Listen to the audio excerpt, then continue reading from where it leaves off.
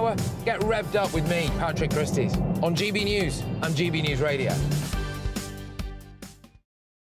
Tired of the usual focus-tested, pre-prepared Westminster runaround? Well, so am I. So you want higher taxes? Is your department to blame for this? Are you rethinking this policy? Every Sunday at 9:30, I'll be sitting down with those in power to get the truth about the issues affecting you.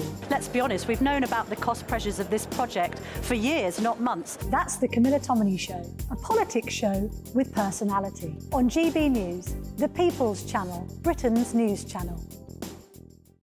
In the GB Newsroom, we bring you the news as it happens. With our team of dedicated journalists across the UK, we're ready to give you accurate reporting every day.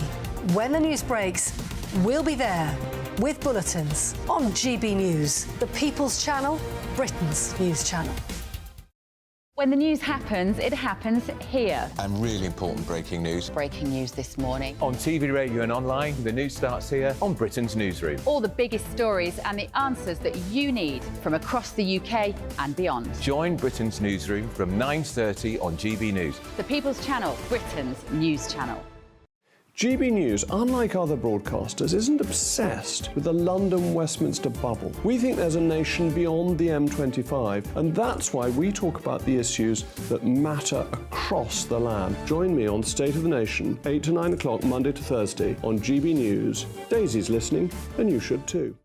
Join us every night on GB News at 11 p.m. for Headliners, which is 3 top comedians going through the next day's news stories, which is exactly what you need, because when the establishment has gone crazy, you need some craziness to make sense of it. So join us 11 p.m. every night on GB News, the People's Channel, Britain's news channel. I'm Andrew Doyle. Join me at 7 o'clock every Sunday night for Free Speech Nation, the show where I tackle the week's biggest stories in politics and current affairs with the help of my 2 comedian panellists and a variety of special guests. Free Speech Nation, Sunday nights from 7 on GB News, the People's Channel, Britain's news channel.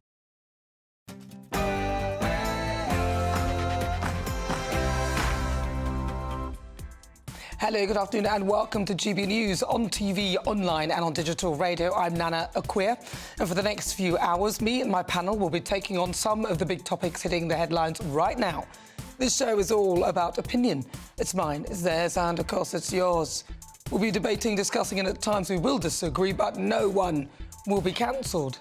So joining me in the next hour, we've got broadcaster and columnist Lizzie Cundy, and also former Labour Party advisor Matthew Larzer. In a few moments, we'll be crossing live all across the country to Armistice Day as we remember those who have fallen, as well as those who have served. We'll also be covering the pro-Palestinian protesters who are marching from Hyde Park to the US Embassy. But before that, let's get your latest news with Tasmin.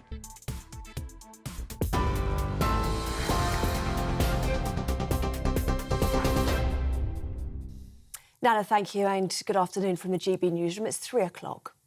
Hundreds of thousands of pro-Palestinian protesters are marching through central London demanding a ceasefire in the Middle East. The rally, which coincides with Armistice Day, is one of the biggest political marches in British history. The demonstrators are marching from Hyde Park to the US Embassy. Almost 2,000 officers have been deployed across the weekend to prevent any violent behaviour. Meanwhile, the Home Secretary has been accused of stoking tensions and emboldening the far right. It's after counter-protesters clashed with officers at various locations in London, including Westminster and Whitehall. The Met Police says 82 people have been arrested in Pimlico to prevent a breach of the peace. Scottish First Minister Humza Yousaf is calling for Suella Braverman's resignation, and the London Mayor says the scenes of disorder are a direct result of the Home Secretary's words. Well, earlier scuffles broke out between police and counter-protesters trying to gain access to the cenotaph. The Met Police says officers faced aggression in significant numbers. The force added that they weren't part of one cohesive group and that officers have been continuing to track and monitor them. Well, this morning's events didn't mar the silence, which police say was respectfully observed to honour those who've served in conflicts around the world.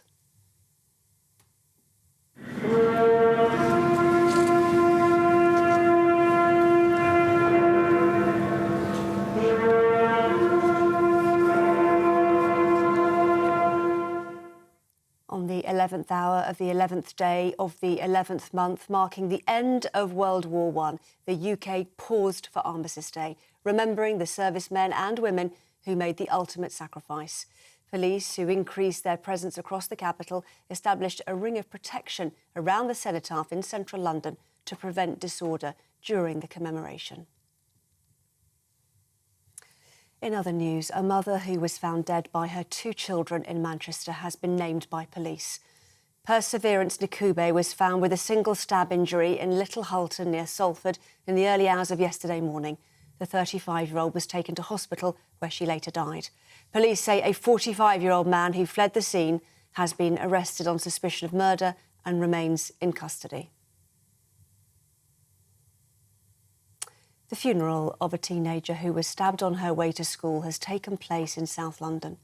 The family and friends of Eliane Andam gathered in Croydon to pay their respects. The 15-year-old was killed in September. A 17-year-old boy is charged with murder and is due to appear in court on the 19th of December. Crowds have lined the streets of London for the historic Lord Mayor's show. The event, which started in the 13th century, includes a colourful 3-mile parade before the new Lord Mayor of the City of London is sworn in. The Mayor rides in the same Golden State coach used in every Lord Mayor's show since 1757. The new Lord Mayor is Michael Mainelli. This is GB News across the UK on TV, in your car, on digital radio and on your smart speaker. Just say play GB News. Now it's back to Nana.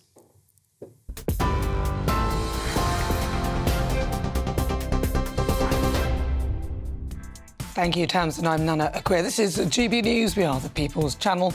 It is fast approaching 5 minutes after 3 o'clock. Now, coming up, I'll be speaking to GB News Home and Security Editor Mark White to get the latest developments as the country celebrates Armistice Day. Now, this coincides with the pro-Palestine protesters who are marching on the streets of London on Remembrance Weekend. Should these protests be allowed to take place during such an important weekend, or are they hate marches, as Suella Braverman says? Send me your thoughts. GBviews@gbnews.com. Then stay tuned, because at 3:20 it's time for Climate Control. I'll be debating, is Sunak's climate agenda a step in the right direction? It's only 2 weeks to the COP28 summit in Dubai, where King Charles will push for countries across the world to do more on the climate emergency. But here, back in the UK, the government has announced plans to drill for more oil in the North Sea. So I'm asking, is Sunak's climate agenda a step in the right direction? And former Liberal Democrat Minister Norman Baker will be joining me live in the studio for this week's Political Spotlight.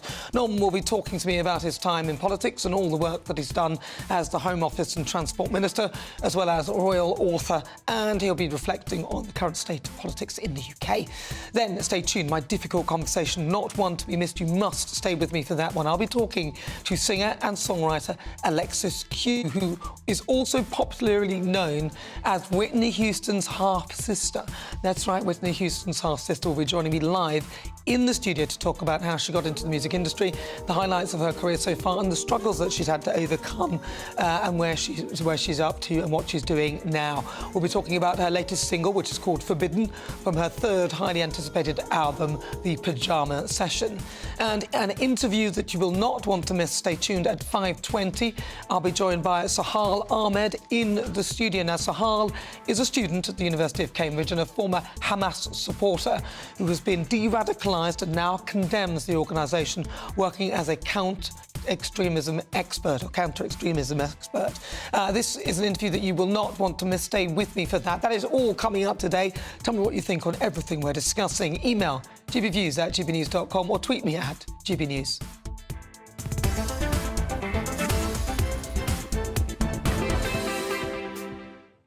But first, let's get the update. Let's go live to Tel Aviv and have a chat with Uri Geller.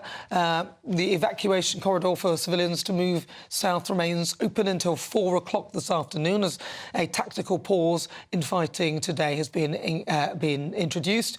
Israel has been facing mounting international pressure to do more to protect Palestinian civilians in Gaza as fighting intensifies near hospitals and the number killed rises to 11,000. Those, of course, are figures supplied to us by Hamas. Hamas, the governing body there. Meanwhile, the Gaza Health Ministry says that operations at the largest hospital in the enclave, Al-Shifa complex, have stopped completely after it ran out of fuel. The World Health Organization has already described Gaza's healthcare system as being on its knees. I'm joined now by Mr. Faya Uri Geller, live in Tel Aviv. Uri, thank you so much for joining me. It's good to see you. So talk to me, give me an update on what's been going on where you are. Okay, I would very much like you to give me an opportunity to voice my opinion about these demonstrations. Look, Nana, what we are seeing today with the pro-Palestinian, pro-Hamas march in London is shameful. And I believe the vast majority of ordinary British people are embarrassed by it and do not want it. You know, Suella Braverman, the British Home Secretary, deserves praise, not criticism, for standing up against it. Now, look, these jihadis, they're jihadists, because make no mistake about it, that's what they are, jihadists, plus a few useful idiots who just like marching, are hijacking the most solemn day in the British calendar, a day when all of Britain falls silent to remember the sacrifice of all those millions of brave men and women who gave their life to defeat exactly, and this is the important thing here, exactly the kind of tyranny these marchers represent. Look, Nana, the Metropolitan Police and Suella should have stopped the march from going ahead. It is provocative, it is frightening, it is anti-Semitic, and never before on Remembrance Day has any group held a protest march not for the Iraq War, not for the war in Afghanistan, not for any other countless wars where civilians have died. But here, in this clear war in Israel of self-defense, and this is self-defense by the one and only Jewish state in which suffered, I mean, the most horrifying massacre since the Holocaust. This is unbelievable what's going on in London. Nana, what is your opinion about it? Please tell me. Well, Uri, I mean, look, first of all, they would probably argue that they are peaceful protesters, so they're protesting for peace, and they're concerned with the level of death that is happening in Gaza with regard to a lot of the people who live there who are not Hamas, and Hamas, obviously the governing body there, Hamas, I agree with you, are terrorists. But they would argue that these people are protesting for peace, Uri, and that's where we go with this, and that's why these protests which have gone ahead under that guise, and I agree with you, there will be an element of people who are supporting Hamas, but a lot of people there are likely to be saying that they are looking for peace, although I am with you in many respects. So I'd question that, because I'd say, OK, if that's the case, why don't you carry an Israeli flag and a Palestinian flag and put them together? Or why is there nobody there actually calling for the hostages to be released? That sort of thing is what I'm concerned. Exactly. Exactly. And if the protesters really were pro-peace, as they claim, they would be protesting against Hamas, not Israel. And that is a fact. But they would argue that they are apolitical, not necessarily on one side or other, although many are carrying Palestinian flags. They would probably argue that their aim and their goal is to preserve life, and they want peace. Okay, going back to Israel, Nana, there are less missiles flying in. You can actually feel that their missiles are being depleted. We are, meanwhile, finding out that Hamas headquarters, missiles, launchers are all based in schools, in hospitals. It's unbelievable. And, you know, we are filming all this. It's incredible how they use poor civilians, children, as human shield. Now, the world has to know this. Now, it's very difficult for us to bring this out in the open, because there are about, what, 1.5 billion Muslims, and there are about 14 million Jews. So the internet, TikTok, Facebook, Instagram, Twitter, it's just a massive drive against Israel. But we're trying to do our best to try to explain the real situation that is happening in Gaza. I think a lot of people don't really have a real understanding of the brutality of what happened on the 7th. We hear it. I don't know whether people are actually, imagining that they happen to be... Because the bottom line is, if any of those pro-Palestine protesters were near the border with Gaza that day on the 7th, the Hamas terrorists wouldn't have cared who they supported. They would have killed them. So I think, people need to be a bit more real about the situation and understand that they are indiscriminate. One more thing. Nana, do you remember Michelle Obama holding up the plaque, "Free the girls that were kidnapped in Nigeria"? And all those celebrities that were all holding up freedom. We have over 230 hostages, babies, children. Babies were kidnapped from their mothers' hands. Where are the protests around the world, celebrities? From Michelle Obama. I challenge Michelle Obama. Hold up a plaque saying, "Free the babies, free the children." It's not there. She's not showing up. This angers me. And you understand my passion for this terrible deed and my questioning the world. Where are you? Why aren't you protesting against the kidnapping of children? Kidnapping of children around the world. This is a massive crime against humanity. Yeah. Well, I mean, it was a massive crime. It was barbaric. It was disgusting. It was the most unimaginable behaviour, and it's terrifying. Terrifying. If as a mother, somebody, I don't want people coming into my house with machine guns and grenades and stuff like that. So it's terrifying to anyone who would have seen that. But of course, it's terrifying with bombs being dropped in Gaza as well. But the bottom line is, the only thing that divides Israel and Gaza is the fact that Israel has the Iron Dome. Had Israel not had the Iron Dome, Israel would look like Gaza. Well, listen, we've just lost Uri, but Uri, I think you've got your message across. So it's lovely to talk to you as ever. Stay safe. That was Mr. Fire Uri Geller, live in Tel Aviv, giving us an update on what's going on the Israel side of things as well. Well, moving on, because here in the UK, a major policing operation has been underway in London with nearly 2,000 police officers deployed across the city for what's expected to be one of the biggest political marches in British history. Hundreds of thousands of people have descended onto the capital for a pro-Palestine march. No, not Armistice Day march. No, the pro-Palestine march, calling for a ceasefire in Gaza. I don't know how realistic that is. But the Prime Minister appealed for unity amid concerns it would spark violence on a day of remembrance for war veterans. Meanwhile, Home Secretary Suella Braverman remains under pressure from all sides after accusing the police of bias when they resisted pressure to ban the protest. Well, joining me now is GBNews Home and Security Editor Mark White to give me the latest from central London. He's there live now. So, Mark, how peaceful have those protests been so far? Because the visions that we're seeing are people marching peacefully with banners that talk about Gaza. There doesn't seem to be anything there. I haven't seen or heard the word jihad or seen anyone chanting from the river to the sea. But what's it actually like on the ground?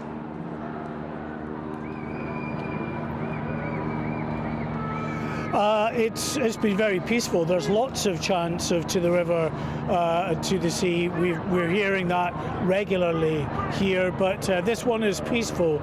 Some of the counter-protests, as we know, have not been that peaceful. There has been sporadic violence and groups that have been contained by the police. In fact, just want to show you just now, Nana, where we are actually is it's a row of police vans that are blocking off the north end of Vauxhall Bridge down Millbank to stop any of these pro-Palestinian protesters getting down towards the Cenotaph, but also to stop some of these counter-protests getting up to here to meet this main march. We can give you a look just down through this officer, if he doesn't mind, down through that area there. You can see another cordon of police vans and officers there.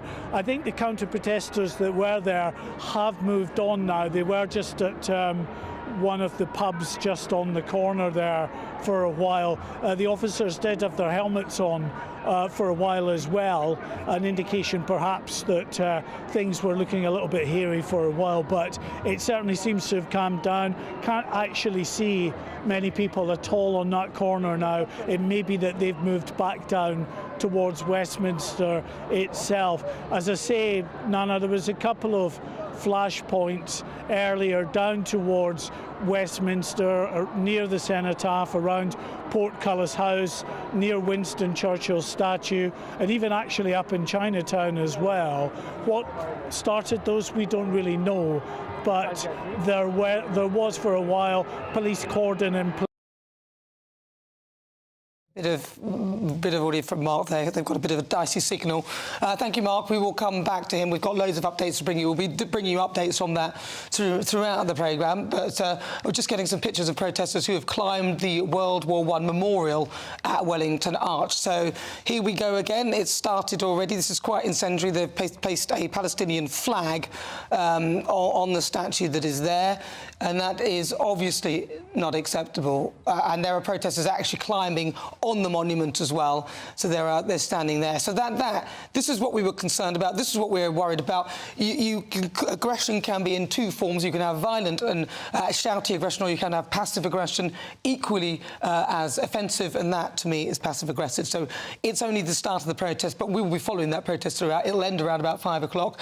Mid of my show, we'll keep bringing you updates on all of that. You're with me, I'm Nana Akua. This is GB News on TV, online and on digital radio. Coming up, out of the latest on the controversial Palestinian march taking place in London. But up next, it's time for Climate Control, where we delve into the debate around the climate. And Rishi Sunak and his so-called anti-green policies, are they a step in the right direction? This is GB News.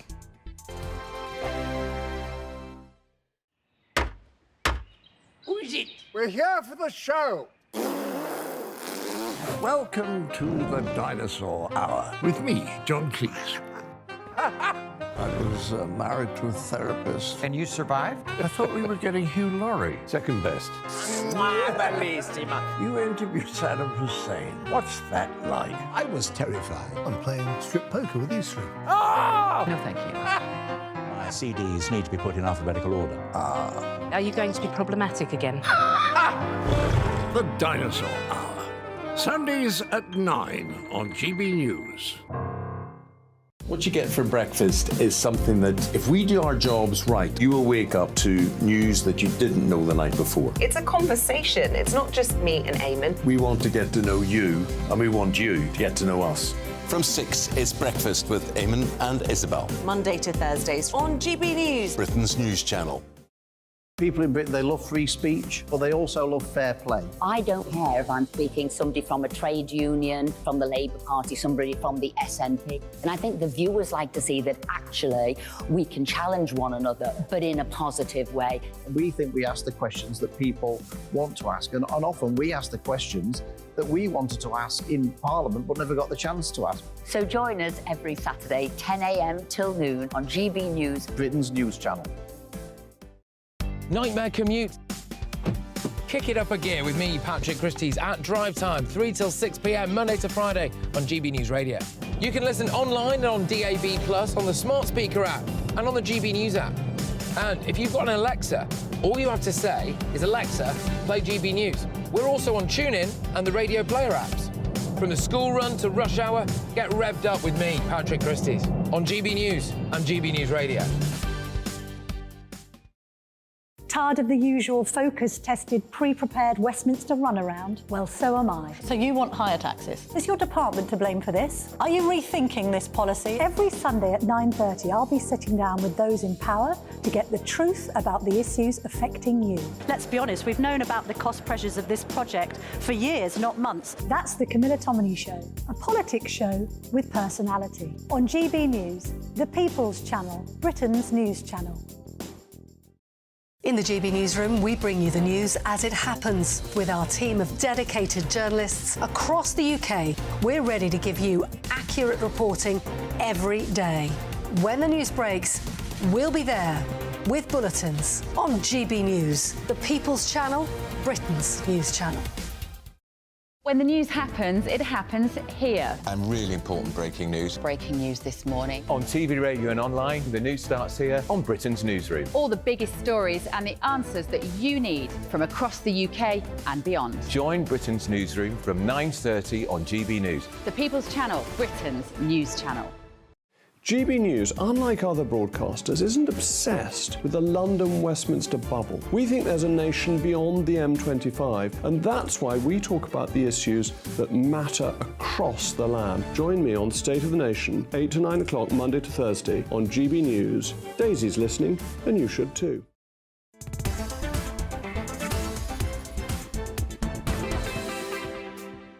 This is coming up to 23 minutes after 3 o'clock. This is GB News on TV, online and on digital radio. I'm Nana Akua, and it's now time for Climate Control, where we unpack all the biggest climate stories of the week. And now one of the key pledges of the King's speech this week was Rishi Sunak's government's decision to grant annual oil and gas licences for drilling in the North Sea. But as numerous scientists declare, 2023 is on track to be the hottest year on record, warning that the world temperature is currently 1.43 Celsius above the pre-industrial average. Is Sunak's so-called anti-green agenda the right plan? So joining me to discuss, I have Jim Dale, meteorologist and social commentator, and Paul Burgess, a climate scientist. I'm going to start with you, Jim Dale. Thank you. OK, so Rishi Sunak's speech, you heard the question was within that. I'm not going to say it all over again. No, Sunak is handbrake turn, and he's chasing votes. He's not chasing anything else. He's trying to go take votes off the Reform UK party, who are prescribed climate deniers. And that's where he is, a bit like the UKIP in the last election. I think they would argue that they're not climate deniers. They just don't. They may not subscribe to the science. Yeah, if you look in the dictionary, climate deniers is phrased and explained exactly what it is. It's basically people who deny the man-made influence in terms of the climate changing. That's basically what they're denying. And most scientists, as you've just pointed out, are on the opposite side. Including NASA. Yeah, you just read that. Yeah, well, there's a lot of scientists who have a view. There's a rump of them. There's a rump of them. Generally speaking, they follow the fossil fuel industry and they get told what to do by them and get fed off them financially. That is the way it is. That or and I say this nicely. Out there, people need to get educated. Simple as that. And what will they learn? What do they? Well, they will learn that the acceleration in terms of the climate, in terms of the heat, the CO2 levels, the floods, other aspects, wildfires, are all accelerating out of proportion to all of the history. And that is the case. So, look, 2023, the hottest year on record, arguably for 120,000 years. 120,000 years? Yeah, 120,000 years, according to ICE. How far back do the records go? We're looking at ice cores, we're looking at soil samples. How far do the records go back? They're the records that go back. If you're looking at modern-day records, they go back 150 years, give or take. That's the modern-day records. But remember, scientists, geologists look at things a little bit more succinctly than just looking at the last 150 years. Let me bring forward. Yeah, sure. You made quite a few claims there. You said CO2, you said floods, wildfires, arguably this is for climate change, the worst they've ever been. It's just not true. If you take floods, I mean, I've got a diagram here, I don't know if the camera can see it. We might be able to. OK, this is the world reduction in drought, for example, right? This is how droughts have been reduced between 1982 and 2012. Not my figures. As always, after these talks, I post on my YouTube channel all the backup references. So he's talking about drought. So what are you saying about drought? So well, I'm saying droughts are decreasing. And I'm saying that it's my own subject, because we're in water resources, and the worst drought in Britain was 1750. The next one was 1770, and so on. The top 5 droughts were all before the Industrial Revolution. Right. And so it's as simple as that. So where this comes from, but I'm not the only one saying that. The IPCC say it. The IPCC has concluded that a signal of climate change has not yet emerged beyond natural variability in the following phenomena. River floods, heavy precipitation, landslides, droughts, severe windstorms, tropical cyclones, etc. And the IPCC are the body who sort of look over, I don't oversee trust them. climate. There's the droughts there. 1750 1756, 1798, 1854, 1887. They're the worst droughts. When I did this work, I checked it up with the Environment Agency, because they'd be my old colleagues, in effect. And in fact, they said there's no evidence in their official government report of any worse droughts. Then you go on to, let's go on to hurricanes. Hurricanes have been reducing since, these are my figures, 1990, right? So, you know... What about wildfires? Jim talked about wildfires. OK, there we are. There's wildfires. Now, what they've done, Biden hid this. When he came to power, he had this deleted from the official forestry record. And that's from 1930? This is from 1930, when they had the Dust Bowl in America. Yeah, they had terrible wildfires in the past. So wildfires were 4, 5, 6 times more in the past than they were now. Fact. Right, so, so he's provided evidence. And no, he hasn't. He's provided... Let me finish.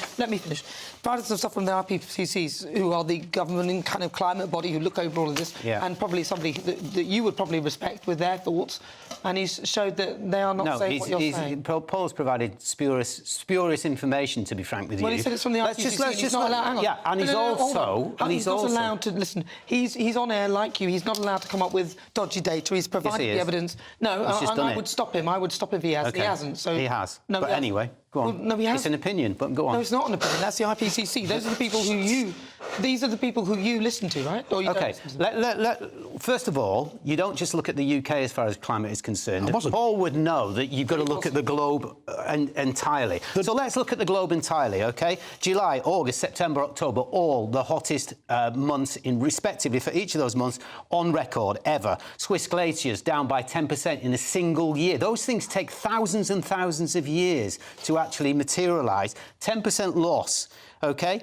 Sea ice in Antarctica, you can't say it, Antarctica, losing the size of Argentina this year alone. Ask any grounds people, ask farmers, agricultural people, bird watchers. They know which way this is going. They're not stupid. I'll tell you what, whilst you're talking, I'm just going to put some live pictures up of the... we're getting some live pictures from Pimlico, where the Met Police are dealing with counter-protesters in London. So have a listen to that. You guys... Yeah, sure. Sorry, carry on. We can carry on. OK. So, look, the evidence is irrefutable.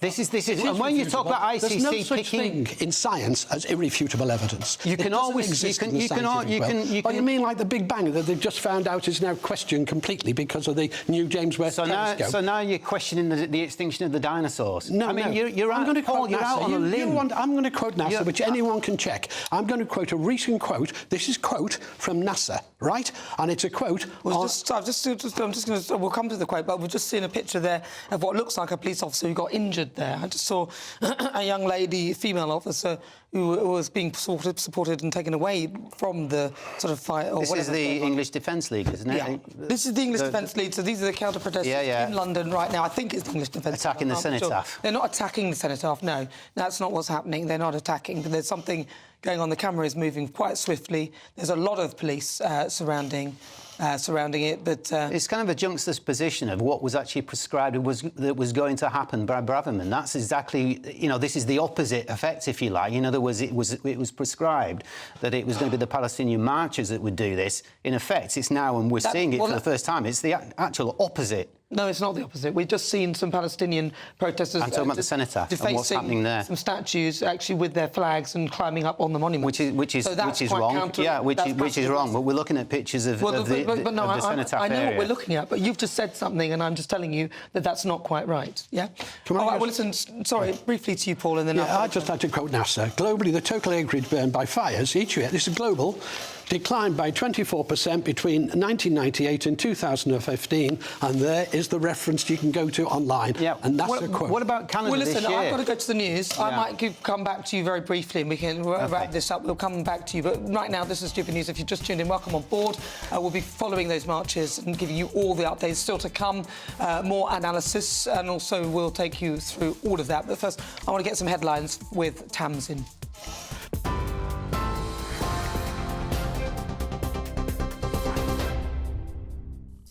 Nana, thank you. Here are the headlines at 3:31.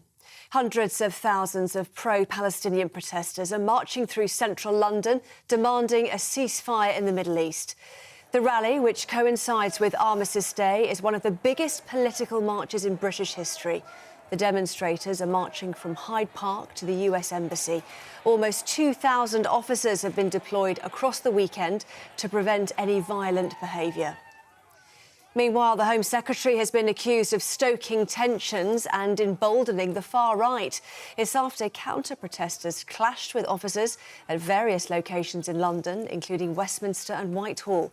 The Met Police says 82 people have been arrested to prevent a breach of the peace.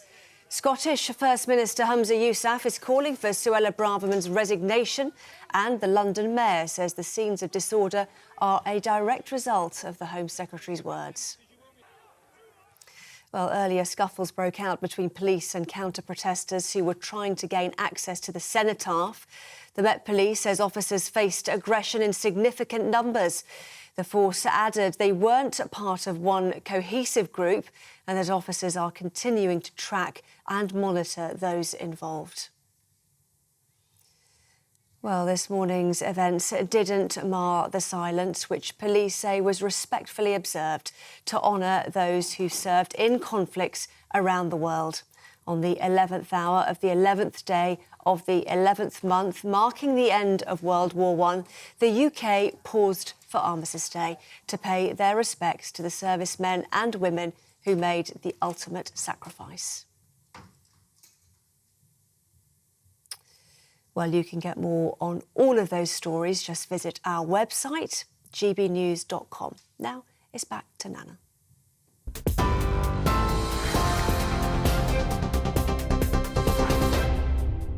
Earlier on GB News Radio.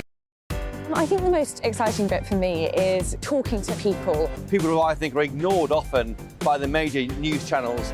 We're going to give news they want to hear. There's a voice there that needs to be heard. I think there's a chance here for a diversity of opinion to be expressed, which you don't find elsewhere. It's really exciting. We don't hold back. We're free to say how decisions that are taken here affect us all around the country. Only on GB News, the People's Channel, Britain's news channel. There's only three people you can trust in life: your doctor, your lawyer, and your nana. I'm not sure. So join me, Nana Akua, at 3 p.m. every Saturday and Sunday, where we discuss the biggest topics of the weekend. Be ready for battle. Could you be quiet? What is this? It's my new teeth. It's your new teeth. I don't bite. Well, not without a good reason. Always honest, always fun. Every weekend at 3 p.m. on GB News, the People's Channel, Britain's news channel. So Jubes and Kerr, we tackle the issues of the day with real, robust debate, both sides of the fence, battling it out with me in the middle with my forthright opinions and views. And often really interesting things happen because you start with a position and then by the end of the debate you find actually, I might not have thought about that one. What we need in this country is two new political parties. You should maybe think about doing a 2024 calendar. I'm Michelle Dewberry and I'm keeping you company right through until 7 o'clock this evening. GB News, the People's Channel, Britain's watching. Join us every night on GB News at 11 p.m. for Headliners, which is 3 top comedians going through the next day's news stories, which is exactly what you need, because when the establishment has gone crazy, you need some craziness to make sense of it. Headliners. You don't have to bother reading the newspaper. We've got it covered for you. Every night at 11 p.m. and repeated every morning at 5 a.m. We won't send you to sleep like some of the other paper review shows out there. So join us 11 p.m. every night on GB News. The People's Channel, Britain's news channel. GB News, unlike other broadcasters, isn't obsessed with the London-Westminster bubble. We think there's a nation beyond the M25, and that's why we talk about the issues that matter across the land. Join me on State of the Nation, 8 to 9 o'clock, Monday to Thursday, on GB News. Daisy's listening, and you should too. Every Sunday from 11, join Michael Portillo. There will be topical discussion, looking at the week before and the week to come. So kick back and relax at 11 a.m. on Sundays on GB News with me, Michael Portillo. GB News, the People's Channel, Britain's news channel.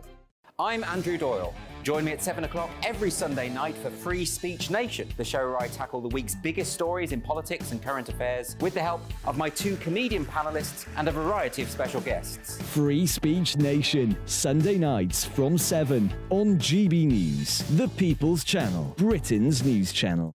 Nightmare commute.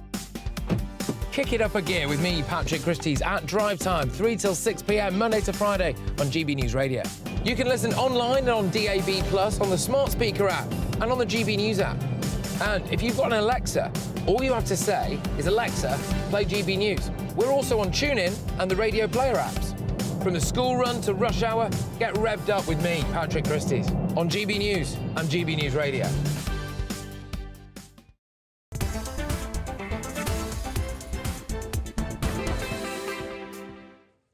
Welcome back. This is GB News on TV, online and on digital radio. I'm Nana Akua. Right, well, listen, we're going live to our marches because nearly 2,000 police officers have been deployed across London today as hundreds and thousands of people descended on the capital for a pro-Palestinian march. An exclusion zone was put in place with metal barriers covering military areas, including Whitehall and the Horse Guards Parade, to prevent the protests getting near to them. Whilst the Senate staff has a dedicated 24-hour police presence in place until the end of the Remembrance events tomorrow. So joining me now is defence analyst and former British Army officer Stuart Crawford. Stuart, thank you so much for joining me. Now, what are your thoughts? Have the police done enough? And should they have actually maybe postponed or done something different with these marches? Well, so far, I think it's fair to say that Sir Mark Rowley's approach has been justified in that there hasn't been what I would call serious disturbance in the central of London so far. But remember, this can continue until the last trains go home and even maybe beyond that. But at the moment, it looks as if the organisers of the pro-Palestinian demonstration have got it right. And the only people who appear to be causing trouble are those black-clad right-of-centre people who have been clashing with the police off and on throughout the course of the day. Well, can I so look, you've seen this though, but as you said, it's early days. The protest has only just started, really. There have been people climbing on monuments already, though, and draping the Palestinian flags on them. Just because they're not making a noise in a sort of overtly aggressive way, that is passive-aggressive. Surely that is a likely thing, that is the sort of thing that then encourages violence and anger from others seeing that. Indeed so, and it is highly disrespectful and unpleasant for many people. But being disrespectful and unpleasant is not against the law unless it leads to physical harm or the incitement of violence. And, you know, we live in a liberal democracy where freedom of expression is allowed. And I'm very pleased that that is the case. And in many ways, I spent 20 years in uniform defending that right. So I think it's a difficult line, particularly for the police to walk. Between freedom of expression and stopping violence. And so far, it looks as if they've got it right. Yeah, but they're still chanting from the river to the sea, and that's highly offensive to many Jewish people. If you're a Jewish person, you certainly wouldn't go through here, or I don't see anyone, you know, carrying a Israeli flag or anyone actually castigating Hamas. It seems, you know, I mean, they've still got banners saying Free Palestine and all that. It's still quite incendiary just because they're walking supposedly calmly right now. Yes, I think that's a very fair point of view. But remember, as I said before, this police operation will go on well into the next week, if not beyond that. And those who are inciting violence, as you have described, will be picked up in due course because their faces are all over the cameras. Many of them are chanting in Arabic. I'm not an Arabic speaker. So, I mean, as far as I know, they could be saying there are fairies at the bottom of the garden. I just don't know what they're saying. But, you know, I think that when fear is incited by people and people are fearing for their lives and property, then I think the police have to step in. And I think the police are well placed to do just that. What about the disrespect, though? It's Armistice Day, it's Remembrance Weekend. You know, just because they're doing it a little bit earlier and avoiding the cenotaph for now, let's be honest, it's a bit disrespectful. Surely they should have just done it on another day. Can't we have our national day and that be moved somewhere else? On that level, surely it's a bad decision to allow this to go ahead on this day. Well, I don't like it, and I know lots of people who don't like it. But as long as it's deconflicted, then I guess that our liberal democracy allows this sort of thing to happen. I would far rather they had held their demonstration on another day, on another weekend. But it's not as if they've been holding it only on this weekend. They've been holding such demonstrations. Well, exactly. They've had it. Well, that's a good point. They've had it for how many weekends already? So surely they could have been told that perhaps not this weekend. I just think a lot of people watching that feel that it's highly disrespectful. And all the money that's going out there to police this, when really, whilst you're saying that, what's happened is a lot of war veterans and people who would normally come to the cenotaph for this occasion have not come. So the hidden consequence of this, which is not being addressed, is the amount of people who have been scared away from London because of the pro-Palestine march, who would normally come and, commemorate their war dead and those who are serving in the armed forces, surely. No, I think that's a fair enough point of view. I mean, it's a difficult one to calculate in terms of absolute numbers because we don't know what might have happened had this demonstration not taken place. But I mean, I'm a great believer in live and let live where possible. As I've said before, as long as there isn't any calls to violence or harm to others or to property. And at the moment, and I stress at the moment, this weekend looks as if it's going better than many people feared. But there's a long way to go yet. I suspect they're just doing that for now, just because a lot of people might want to unseat Suella Braverman because it's useful. But I'm not so sure. It's only just started, and there are already people climbing on monuments, so that's obviously no good. Do you not think that perhaps the police, the way they're dealing with the counter-marches is slightly offensive, and Suella had a point there when she said that it's a sort of soft touch for anything that's slightly left-leaning, but then as soon as you come to anything that's supposedly right-wing, or some people are calling it far-right, I haven't seen anything that's far-right, they just have a different opinion. Do you think she had a point there, that the policing of the two extremes is uneven? Well, I've seen those arguments, and of course social media is awash so-called illustrations of that, and it's I think the police are duty-bound to treat everybody that comes across their path in such circumstances without fear or favour. And I do understand and I do see that there is an argument. They're being slightly lighter on the pro-Palestinian demonstrators than they are on those who are counter-demonstrating.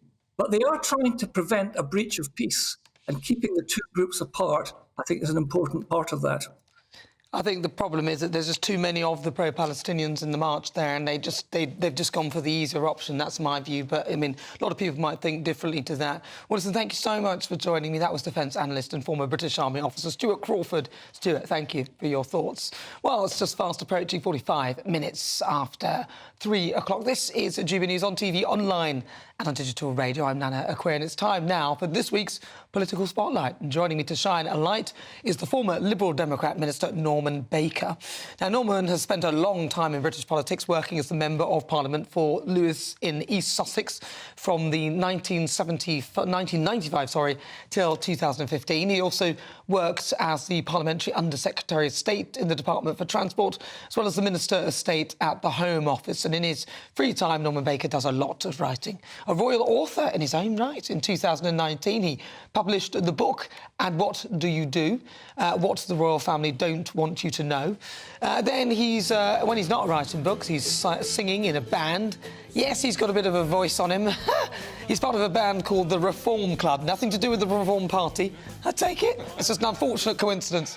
Well, to discuss all of that with me, of course, there's Norman Baker. He's live in the studio now. He's the former Liberal Democrat Minister. Norman, thank you for joining me. Thank you. So, Norman, first of all, I will talk about you in just a moment, but I want to start about this Palestinian protest and what your thoughts are on it. Should Suella Braverman have asked it to be postponed or had it cancelled, or do you think the right thing is that it's going ahead?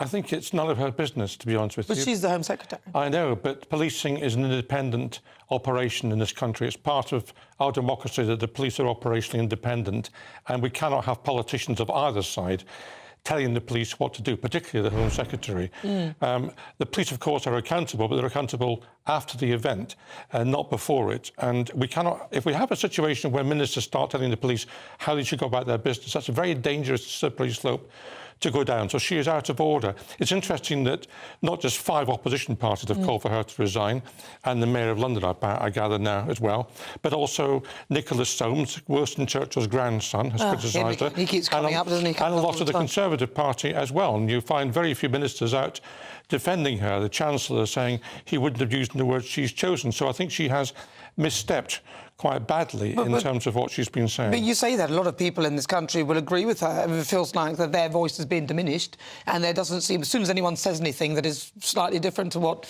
the narrative is right now to keep these protests going, it seems like they're trying to stop that narrative from happening at all. I'm in favour of free speech for anybody who wants to use it. And people should be allowed to say what they think on either side of the argument. Well, within a democracy, obviously. Within a democracy, exactly. But you know, this is Armistice Day.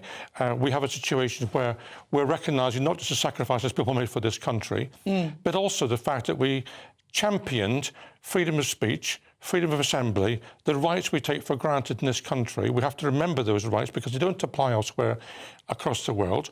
We have got privileges in this country which have been hard won, and one of those privileges is to freedom of assembly and freedom to demonstrate. Now, and also, dare I say, the freedom to offend, and that's something that GBNews, for example, has championed as well, because we have to have the ability to not just say what we think, but to offend people if it's something we believe in. So those protesters... Well, what you said right there is what she's doing. Suella Braverman is defending something she believes in. Well, she has a right to do that, doesn't she? Well, in a way, but, I mean, unfortunately, she's doing it from the position of Home Secretary, and that's rather different, because she has a legal responsibility and a position in government. And by the way, a collective cabinet responsibility in government, which she apparently is not pursuing, because the article she wrote for the Times was not cleared by the Prime Minister, number 10. The last stage of it wasn't. It was, she took out some of the things, but one of them was the comment where she compared the pro-Palestinian protests to what happened... Northern Ireland. Northern Ireland, yes. Yeah. Well, I mean, that was the bit that he wanted to take out that she left in. But is that really something where you're going to say, oh, she should be resigning, especially after we've... What are we on, number 9, 10? How many of these Home Secretaries have we had? Well, I know we've had a lot. Well, Theresa May was, of course, my boss, and she stayed in office as Home Secretary for more than 5 years. So it's perfectly possible to do that. But I have to say that, you know, Suella Braverman has also been whipping up comments about, for example, people who are homeless, saying it's a lifestyle choice.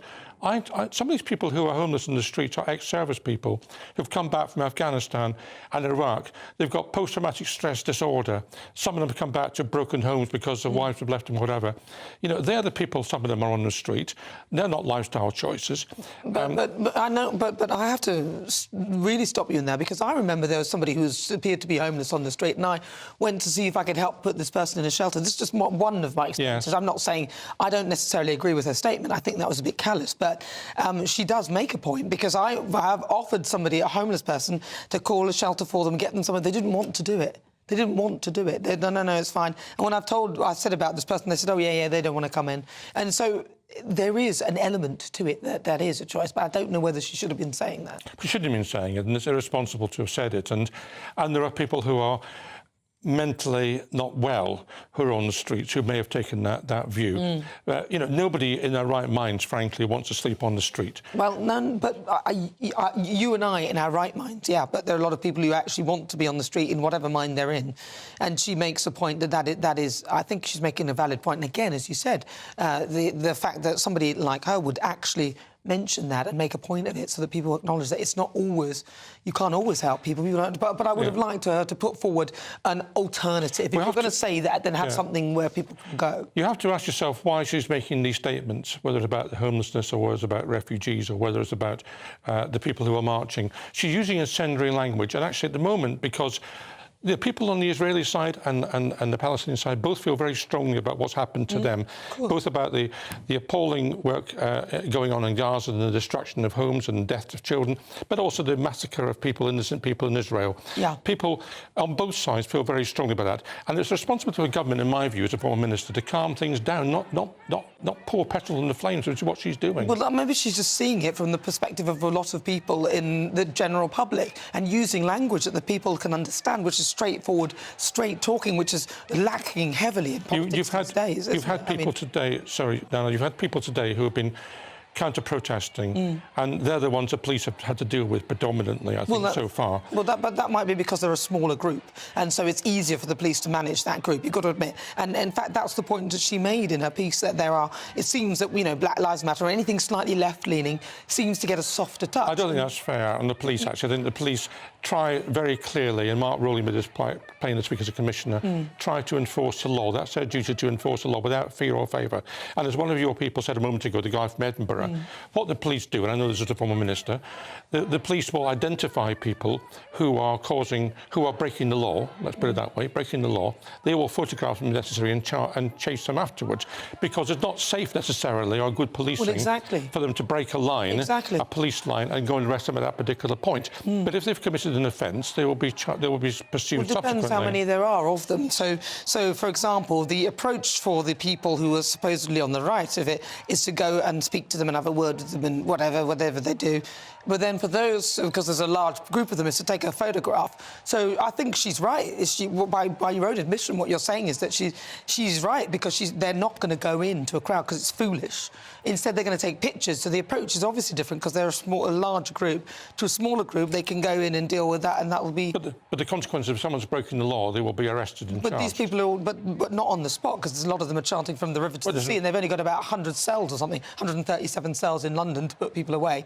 These people know that. Yeah, well, it doesn't really matter whether they charge them now or charge them next week. They'll get charged if they've broken the law. It's true. So they should. It's true, but when you're watching it, you'll see the police going in on people who are supposedly to the right, and you'll see them taking photographs of people who are supposedly on the left, because that group is smaller. So that's what I'm saying. She may have a point that it does look different. I mean, it looks different to me. I think the police have got a very difficult job, and I think they're handling it quite well, and I think they're following their duty without fear or favour. That's my honest opinion on it. Okay. And what about you, then, yourself, your journey into politics? Was it an easy journey?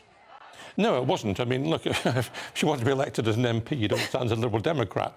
You stand, you find a safe seat for a Conservative or a Labour seat. You know, there are no safe Lib Dem seats apart from possibly Orkney and Shetland. Are there any Lib Dems around? I don't see them anywhere. Well, there are. I mean, there's not enough of them. There are not enough of us, dare I say. That might change after the election, because we've been doing rather well in by-elections recently. And by the way, if you look at the by-election trend, you'll see that the swings to Lib Dems in seats where we've won have been much greater than swings to Labour. And I think there's more Conservatives prepared to switch to Lib Dems and switch to Labour. And there's not a great deal of confidence in Keir Starmer, I don't think. No. So I think we will do quite well for the next election. But, you know, as you come back to your question, no, it wasn't an easy journey for me. But in the end, you stand up for what you believe in, and you plant your flag, as it were. And you say to people, this is where I believe in, rally around me. And if they do, you get elected. And that was the outcome. And I had 18 years as MP. I ended up as a minister in 2 departments. And, I think I couldn't have asked for any more. Well, listen, Norman, we couldn't ask for any more, but I'd love to. We're going to chat more as well. I'm going to bring you back and we have a good old tete-a-tete even. But yeah, thank you very much, Norman. Lovely to talk to you. So much more to talk about, but we will do it again. Hopefully you'll come in again. Will you come in again? I will. Thank you for asking me in. Thank you so much. That, of course, is Norman Baker. He's a former Liberal Democrat minister. This is GB News. More to come. Lizzie Cundy and Matthew Laza are my panel. Hello there, I'm Jonathan Botry here with your GB News weather forecast provided by the Met Office. Hope you've been enjoying the fine conditions pretty much all of us have seen today. It is going to be turning more unsettled though as we head throughout this evening and overnight. A band of heavy rain sweeping its way in from the southwest, pushing into England and southern areas of Wales. Will turn quite windy around coastal areas here. This also bringing in some milder conditions, so temperatures holding up a touch more overnight. But where we hold on to the clear skies further towards the east and the north, a very chilly night to come. Some frost certainly for east and northeastern parts of Scotland and parts of northeast England as well. Fog also lingering in these places throughout Sunday morning. Could be quite slow to clear, perhaps even lingering into the middle of the afternoon. Eventually, though, that will allow for some sunny intervals across parts of Scotland, but the rain will gradually sweep its way north and eastwards during the day. Actually, a second band of rain filtering in behind with some further heavy pulses at times as well. Temperatures quite cold where the fog lingers, around mid-single figures, but milder again in the south, around 13 or 14 degrees Celsius here. It is going to remain unsettled as we head into the start of the new working week, with another area of low pressure looking to push its way across areas of the UK. The exact details of this are still a bit uncertain, so it is worth staying up to date with the forecast. But there is the potential for many areas to see some rain over the course of Monday, turning really quite windy with gales around coasts of the south, even in the far north of Scotland as well. The middle part of next week looks like a mixture of sunshine and showers. Enjoy the rest of your day. Bye-bye.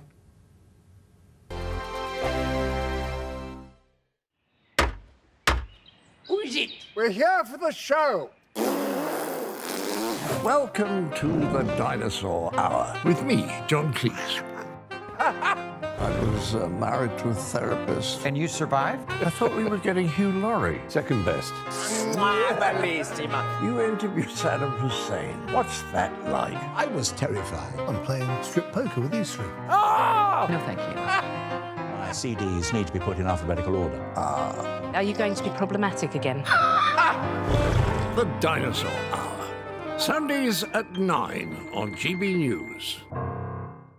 What you get for breakfast is something that, if we do our jobs right, you will wake up to news that you didn't know the night before. It's a conversation. It's not just me and Eamon. We want to get to know you, and we want you to get to know us. From 6, it's Breakfast with Eamon and Isabel. Monday to Thursdays on GB News. Britain's news channel. People in Britain, they love free speech, but they also love fair play. I don't care if I'm speaking somebody from a trade union, from the Labour Party, somebody from the SNP. And I think the viewers like to see that actually we can challenge one another, but in a positive way. We think we ask the questions that people want to ask, and often we ask the questions that we wanted to ask in Parliament but never got the chance to ask. So join us every Saturday, 10 a.m. till noon on GB News, Britain's news channel. Nightmare commute. Kick it up a gear with me, Patrick Christie's, at drive time, 3 till 6 p.m, Monday to Friday on GB News Radio. You can listen online and on DAB+, on the smart speaker app and on the GB News app. And if you've got an Alexa, all you have to say is, Alexa, play GB News. We're also on TuneIn and the Radio Player apps. From the school run to rush hour, get revved up with me, Patrick Christie's, on GB News and GB News Radio. Tired of the usual focus-tested, pre-prepared Westminster runaround? Well, so am I. So you want higher taxes? Is your department to blame for this? Are you rethinking this policy? Every Sunday at 9:30, I'll be sitting down with those in power to get the truth about the issues affecting you. Let's be honest, we've known about the cost pressures of this project for years, not months. That's the Camilla Tominey Show, a politics show with personality. On GB News, the People's Channel, Britain's news channel.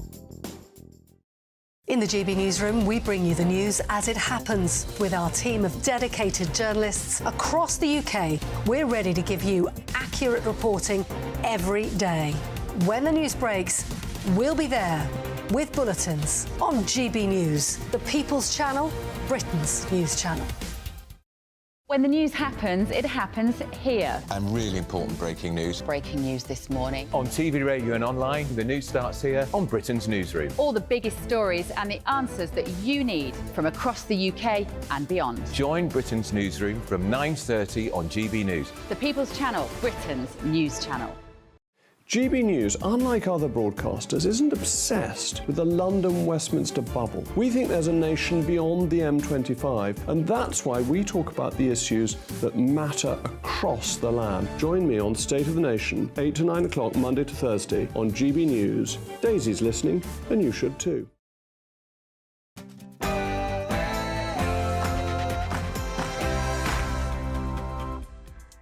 Good afternoon, it's 4 o'clock. This is GB News on TV, online and on digital radio. I'm Nana Akua. And for the next few hours, me and my panel will be taking on some of the big topics that are in the headlines right now. This show is all about opinion. It's mine, it's theirs, and of course it's yours. We'll be debating, discussing, and at times we will disagree, but no one will be cancelled. So joining me today is broadcaster and columnist Lizzie Cundy, and also former Labour Party advisor Matthew Laza. But before we get started, let's get your latest news with Aaron.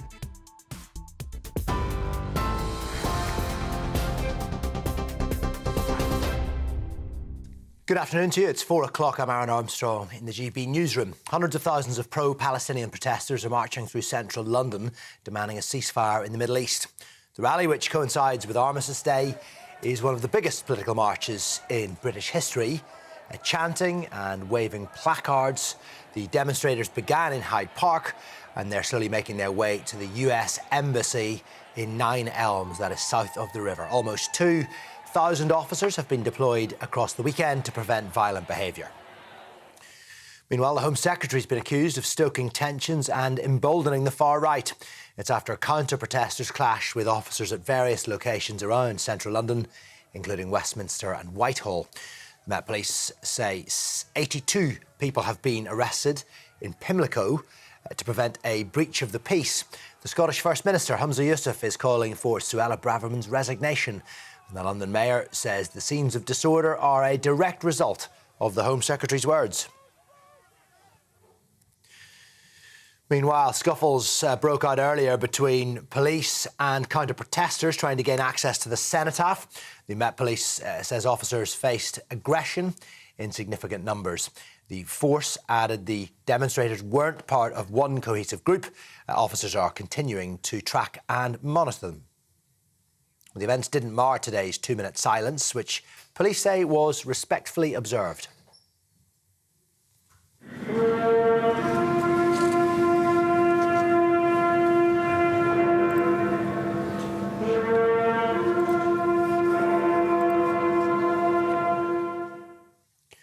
On the 11th hour of the 11th day of the 11th month, marking the end of World War I, the UK paused for Armistice Day to honour those who've served in the conflict.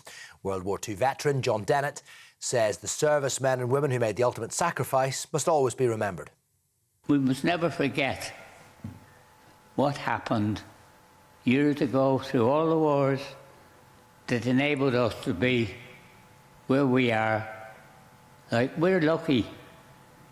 And the kids, I always say to the kids, without remembrance, and remember it, because if you don't, you wouldn't be here if it wasn't for those lads who gave their life, and it runs into thousands. A mother who was found dead by her 2 children in Manchester has been named by police. Perseverance in Cube was found with a single stab injury in Little Hulton, near Salford, in the early hours of yesterday morning. The 35-year-old was taken to hospital where she later died. Police say a 45-year-old man who fled the scene has been arrested on suspicion of murder and remains in custody. The funeral of a teenager who was stabbed on her way to school has been held in South London.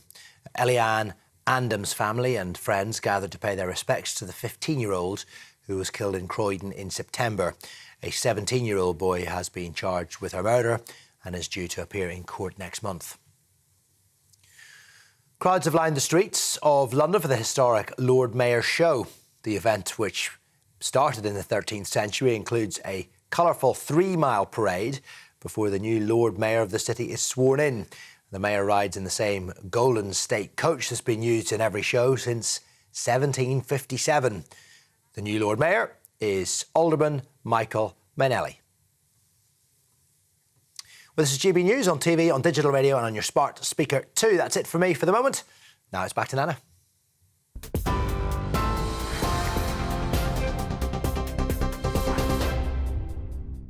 Thank you, Aaron. It's just coming up to 5 minutes after 4 o'clock. This is GB News on TV, online and on digital radio. I'm Nana Akua.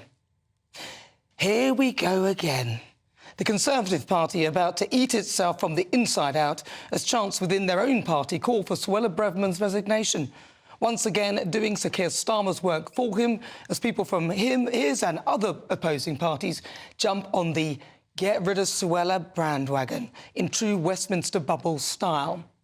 In an article in The Times this week, Suella dared to point out the clear soft-touch policing which appears to be applied to marches with a more left-wing bias. Remember Black Lives Matter? Even during COVID lockdowns, when people were banned from the streets, pop on a BLM T-shirt and that's OK then. Just Stop Oil, holding up millions, and police doing very little, and this latest crop of pro-Palestine marches, which for the last few weekends have been marred by chants of from the river to the sea, which basically means death to all Jews in Israel and calls for intifada and also jihad. Suella described these as hate marches and urged the Metropolitan Police Commissioner to stop them. But because Suella didn't get the final draft of the piece in the paper signed off by Rishi's team and ignored Number 10's request to remove a section which compared the pro-Palestine marches with Northern Ireland, on this triviality, which many would probably agree with, there are calls for her to resign, and if successful, we must now have Home Secretary number, 8, 9, 10, 11, I've just lost count. Where are we now? Who does that actually help anyway if she goes? Well, it's the Labour Party, of course, who aptly joined in on the call. A cabinet minister, instead of backing her up, claimed that she had embarrassed Rishi and that she had lost it. Well, I'm sick of it. Somebody somewhere needs to tell them that Suella Braverman is saying what many of us are thinking. She speaks for a large proportion of the population. Her plain language on it of invasions and hate marches is the language of the ordinary man.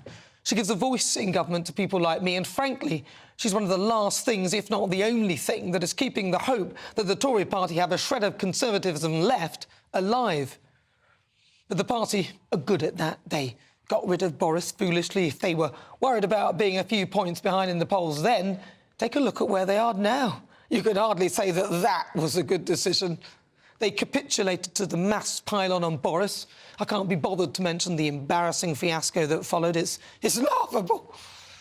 And now they've got their teeth into Suella again. They might as well join the Labour Party. It's as though they've joined them and are in cahoots with them anyway. Keir literally doesn't have to do anything, which is what he has been doing, because every time he opens his mouth, it reminds you of the mess the Labour Party are in. All he has to do is sit back and watch the Tories fight like cats in a sack, ignoring what I believe the Conservatives in their party and the Conservative voters want. Well, I've got a message for the Tory party. Back off and leave Suella alone. Let her get on with protecting our country and our borders, because right now she appears to be the only thing that is giving you any hope of winning the next general election. Get rid of her and you're toast.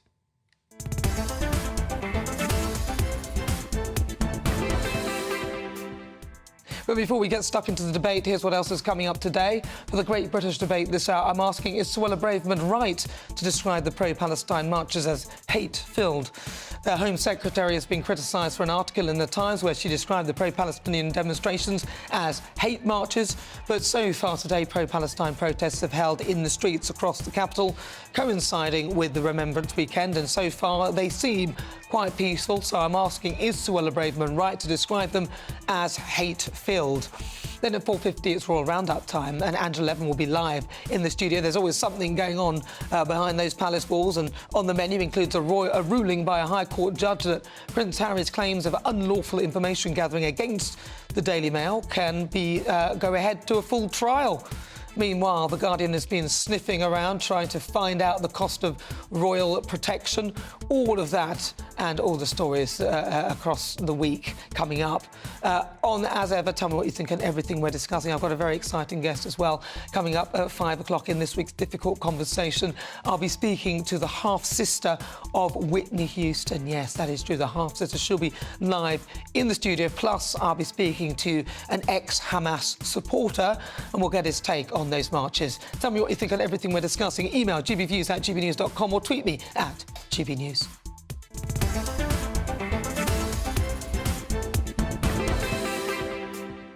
All right, let's get started. Let's welcome again to my panel. Well, only Matthew Lala at the moment. Matthew Lala's a lovely Lizzie Cundy. I think she's caught up in a bit of that traffic for those marches. She will be here. She'll be with us soon. So what's your take on Suella Braverman and her calling the marches hate marches, hate-filled marches, because that's what she believes they are, and the fact that it seems her own party and others are talking about getting rid of her? Well, look, I think she has to go for the simple reason that she's made the Prime Minister look like a fool. Having worked for the leader of a party... well, she's not the only one that's done that, well, that may be true. She's not on her own. I mean, I think you said in your monologue, Nana, that she saying what a lot of people think. I'm sure that's true. The problem is she's the Home Secretary, and the key thing is whether she crossed the line of political interference with the police by telling them what they should, telling them what marches they should, how they should and shouldn't be doing it. It's one thing for her to hold them to account later, but it's another thing to preempt that. As it happens, what's happening is Sadiq Khan is out today. There have been 82 arrests, or roughly 82 arrests, of people, sort of far-right protests. No, it's not fair to call them far-right, is it? Well, I think some of them are centred around Tommy Robinson, who seems to be there. But the sort of... Some of them, the but counter, you don't know, yeah, do you? absolutely. The counter-protests, and now people on the left, people significantly to the left of me, are also, like Sadiq Khan, are all saying, oh, that's all a direct result of Suella's words, which is over the top, but she's given them that opportunity. She's given them that oxygen. Well, we've got some footage now. Somebody there in a protest who's sort of got blood on his face, on his head. He looks like maybe one of the counter-protesters, potentially. But do you not think, I was talking to Norman Baker, the point that I made to him was that they are not going to go in on the pro-Palestinian protests because there's more of them. So they're going to take photographs of the pro-Palestinian protests, but it looks to me like they're more likely to go into those on the far right or the right wing or the counter-protests. And that's the point that Suella also made, that there seems to be like a two-tier level of policing, a soft touch when it comes to more left-leaning protesters. Well, I'm not sure that those of us on the left would say that over decades that people have been soft on left-leaning protests. Well, no, but we're talking about now. We're talking about right now. I think the Met got things wrong in the first few weeks of these protests. I think they rather hoped that the first one was going to be peaceful. The very first one was where they put the stage up on the cenotaph, and that really, in the lead up to any time, but particularly in the lead up to Remembrance Day, was completely wrong.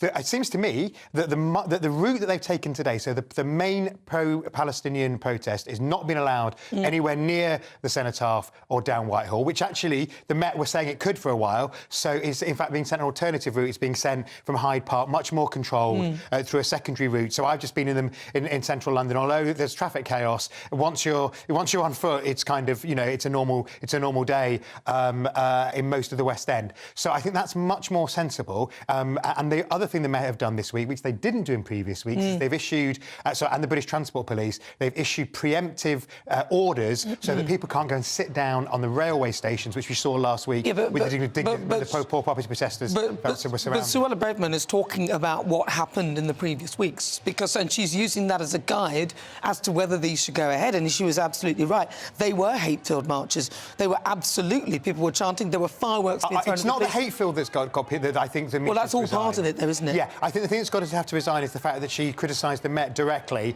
and was seen to trying to give them orders. But whether or not it's not the content of the article, there is a system. Every article that a Labour frontbencher writes has to be signed off by the leader's office. That happened when I was there.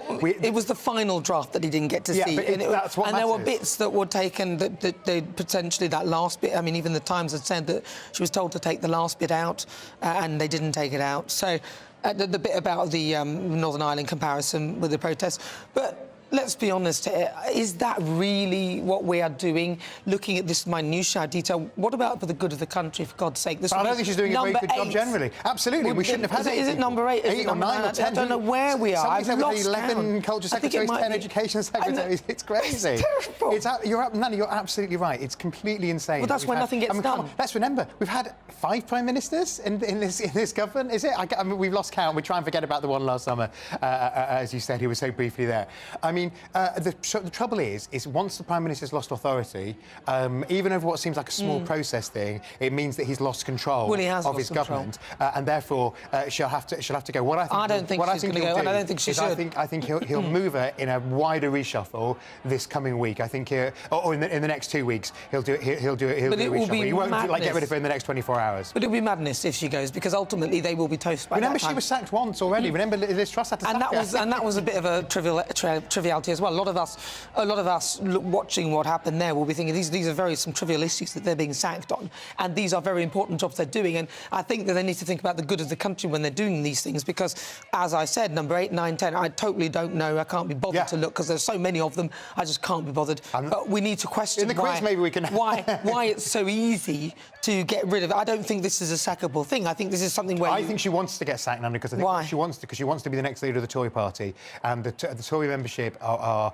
on the right. The Tory membership are they're conservative with the capital. Absolutely. Yeah, unlike maybe some of the commentariat. So I think she knows what she's doing. She's playing to the Tory gallery, and she wants to be the next. So she's trying to say, "Come sack me," to prove how hard you are. And once you've got that in politics, whether it's the opposition or the government, it's unsustainable. And so she will have to go. There was an interesting sketch. Somebody, I don't know whether it was on Twitter or whatever, but it was Suella Braverman. She was holding Rishi Sunak's hand like he was a little child, and he was a lot smaller than her, which is probably, to be fair, is probably like the way they put it together was probably life-size in a way. It's pretty accurate. Proportionately. And she was holding his hand as though she was his child. He was her child. Well, I mean, he's either got to agree and back her, which is unlikely, but say it doesn't matter, or he's got to get rid of her. But at the moment, he's saying nothing, and that's the problem, is when there's a vacuum, that's what happens in politics, because everybody puts their 2 penny worth in. Is it wise for him to back her, though, because he needs her? I think if he wants to appeal to the right of the party, if that's the route he wants to go down, he should do. But of course, he will alienate a lot of the more liberal Tories, people like George Osborne. Yeah, but the problem with that is they don't represent what people want in a Conservative government. So you're alienating a couple of people. Again, this is why I called it a Westminster bubble, because you're alienating the Liberals within your party who do not represent what the majority of your voters would want. I think if he had a record of success, he would be able to get... Well, she might do with Rwanda. We're listening to it now. That's why. So I think we're expecting the judgment from the Supreme Court about whether or not the Rwandan plan can go ahead on Wednesday. I think that's the key this week. I think all eyes will be on that. I think if the Supreme Court says yes, it makes it harder for it to move it. If it says no, then clearly there's another reason to move it, which is that her flagship policy is dead. Well, what about, there's a European country, I can't remember which one it is, that has just got they are moving their refugees somewhere else, to another country. Italy's going to be doing camps in Albania, and the Germans have just toughed up their policy this week. So they've looked at Suella's concept and said, yeah, we'll do that. And now what's wrong with Rwanda? There isn't. There's nothing wrong with Albania. If these ideas go ahead, they're the ones that put the... Well, I say we should turn the Channel Islands into because they're literally... Channel Islands? People don't want... But people live on the Channel Islands. I know, but, they're in the Channel. I think they should come to your house. The problem is very small, my house, very modest. That's what everyone says. I ain't got room. But the issue with Rwanda is that it's going to be hugely expensive. It's because it's such a long way away. People who are in Albania, they're literally going off the boat and are being put straight to Albania. It's not really the issue that it's too expensive. I think that's a smokescreen for the reality. That I think it's almost. I actually would say that people are slightly racist by saying that they shouldn't go to Rwanda, as though Rwanda's a terrible country. Had the people maybe been fair-skinned and different, I think that there's. I genuinely there might be something in that. There's a huge element of that. There might be people attacking, because before you'd even heard anything, they were saying, "Oh, not Rwanda, Rwanda." Rwanda's a beautiful country, and they have all the facilities there, and they've got plenty of space for people. It would be the most off-putting thing for people who wanted to cross the Channel when they think they're going back somewhere nearer where they've come from than going somewhere to some small islands they'll probably never go to. The problem is it's only going to be a few hundred people, but if the deterrent effect works, then it will... Initially... Then it will... If it acts as a deterrent, then it will be a success for the government. The deterrent needs to happen because the numbers that are actually going to be there won't be enough to kind of get rid of people out of hotels. I think it's the... But how's the barge? Is the barge now operational? Well, I hope so, but it is, I think they've got a few on the barge now. But I think, actually, I don't think it's, because even though there's only 50 or how many people that can go to Rwanda, it's the notion that you can send people somewhere else. So that opens the door to doing other things. And that's the point that she's making, and I think she makes a good point, as you've seen with other countries doing the same thing. And that's what she... I mean, if the Supreme Court says yes on Wednesday, that's clearly a big shot in her arm. Well, they should say yes, because... Of staying in. I think they should say yes, because otherwise it does, to me, smack of a slight bit of racism, really. But let's... what do you think, though? gbviews@gbnews.com, or tweet me at GBNews. The lovely Lizzie Cundy will be here shortly once she gets through the traffic, let's hope. But I'm Nana Akua. If you've just tuned in, coming up to 19 minutes after 4 o'clock. Up next, it's time for the Great British Debate this hour. And I'm asking, was Suella right to call for the marches to be banned? I've got a poll up right now on X asking you that very question. Was Suella right to call for the marches to be banned? That's on the way. Then, stay tuned, my difficult conversation. I'll be talking to singer and songwriter Alexis Q, who is also popularly known as Whitney Houston's half-sister. Alexis will join me in the studio to talk about how she got into the music industry, the highlights of her career so far, and the struggles that she's had to get to where she is. She'll be talking about her latest single as well, Forbidden, from her third highly anticipated album, The Pyjama Session. Then stay tuned at 5:20. I'll be joined by Sohail Ahmed in the studio. Sohail is a student at the University of Cambridge and a former Hamas supporter who's been de-radicalised and now condemns the organisation, working as a counter-extremism expert. This is an interview that you really will not want to miss. That is on the way. Loads of stuff. Stay tuned. This is GB News. Earlier. I think the most exciting bit for me is talking to people. People who I think are ignored often by the major news channels. We're going to give news they want to hear. There's a voice there that needs to be heard. I think there's a chance here for a diversity of opinion to be expressed, which you don't find elsewhere. It's really exciting. We don't hold back. We're free to say how decisions that are taken here affect us all around the country. Only on GB News, the People's Channel, Britain's news channel. There's only 3 people you can trust in life. Your doctor, your lawyer, and your nana. I'm not sure. So join me, Nana Akua, at 3 p.m. every Saturday and Sunday, where we discuss the biggest topics of the weekend. Be ready for battle. Could you be quiet? What is this? It's my new teeth. It's your new teeth. I don't bite. Well, not without a good reason. Always honest, always fun. Every weekend at 3 p.m. on GB News, the People's Channel, Britain's news channel. So Jubes and Co, we tackle the issues of the day with real robust debate, both sides of the fence, battling it out with me in the middle with my forthright opinions and views. And often really interesting things happen because you start with a position and then by the end of the debate you find actually, well, I might not have thought about that one. What we need in this country is 2 new political parties. You should maybe think about doing a 2024 calendar. I'm Michelle Dewberry and I'm keeping you company right through until 7 o'clock this evening. GB News, the People's Channel, Britain's watching. Join us every night on GB News at 11 p.m. for Headliners, which is 3 top comedians going through the next day's news stories, which is exactly what you need, because when the establishment has gone crazy, you need some craziness to make sense of it. Headliners. You don't have to bother reading the newspaper. We've got it covered for you. Every night at 11 p.m. and repeated every morning at 5 a.m. We won't send you to sleep like some of the other paper review shows out there. So join us 11 p.m. every night on GB News, the People's Channel, Britain's news channel. GB News, unlike other broadcasters, isn't obsessed with the London-Westminster bubble. We think there's a nation beyond the M25, and that's why we talk about the issues that matter across the land. Join me on State of the Nation, 8 to 9 o'clock, Monday to Thursday, on GB News. Daisy's listening, and you should too. Every Sunday from 11, join Michael Portillo. There will be topical discussion, looking at the week before and the week to come. So kick back and relax at 11 a.m. on Sundays on GB News with me, Michael Portillo. GB News, the People's Channel, Britain's news channel. I'm Andrew Doyle.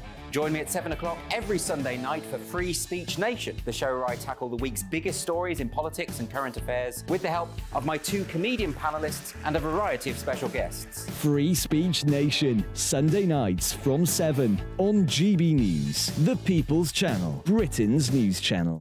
Nightmare commute. Kick it up a gear with me, Patrick Christie's, at drive time, 3 till 6 p.m, Monday to Friday on GB News Radio. You can listen online and on DAB+, on the smart speaker app and on the GB News app. And if you've got an Alexa, all you have to say is, Alexa, play GB News. We're also on TuneIn and the Radio Player apps. From the school run to rush hour, get revved up with me, Patrick Christie's, on GB News and GB News Radio.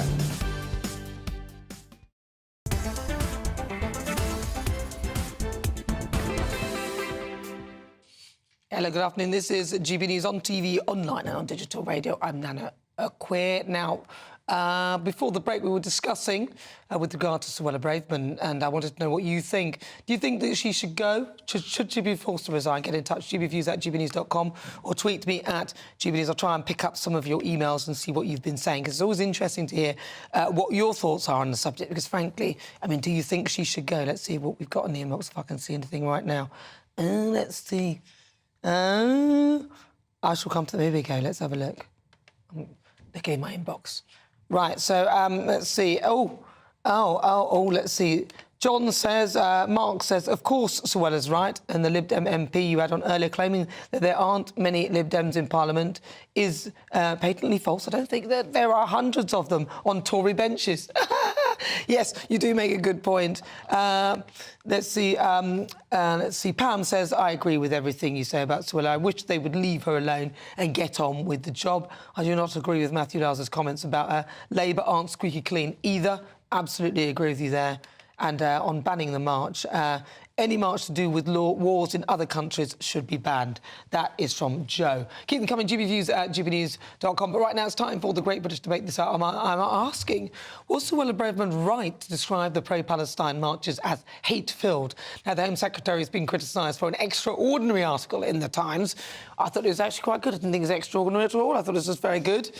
Where she described pro-Palestine marches, demonstrations, as hate marches. Shadow Home Secretary Yvette Cooper has called Braverman out of control, whilst Labour leader Keir Starmer says that Rishi Sunak is too weak to challenge her. Even Braverman's own party have turned against her, with Conservative MP Bob Neal saying her position is now untenable. Well, that's him, but a lot of other people would think that she's speaking for a lot of British people. So for the Great British Debate this hour, I'm asking, was Suella Braverman right to describe the marches as hate-filled? Well, joining me to discuss is former advisor for the Bank of England, Dr Roger Gewald, former Minister for Europe, Dennis McShane, and political commentator Peter Spencer. Good morning to all of you. I'm going to start with you, Dennis McShane. Good morning. Good morning. Good afternoon. Well, Dennis. there we are. It's a heavy day today now. It has been. Dennis, what do you think? Very simply, I'm delighted Suella's there, because since she's been Home Secretary, the Labour lead gets wider and wider and wider. Today, I think, is a fantastic victory for Britain. We were told you can't have a demonstration. We were told the Capitol was going to be in flames. We've had that wonderful British business over 300, 400, 500 years of peacefully demonstrating, two big events, and they've gone off reasonably well. The only extremists seem to be a handful of Suella Braverman fans who had to be arrested by the police and taken away, the extreme right.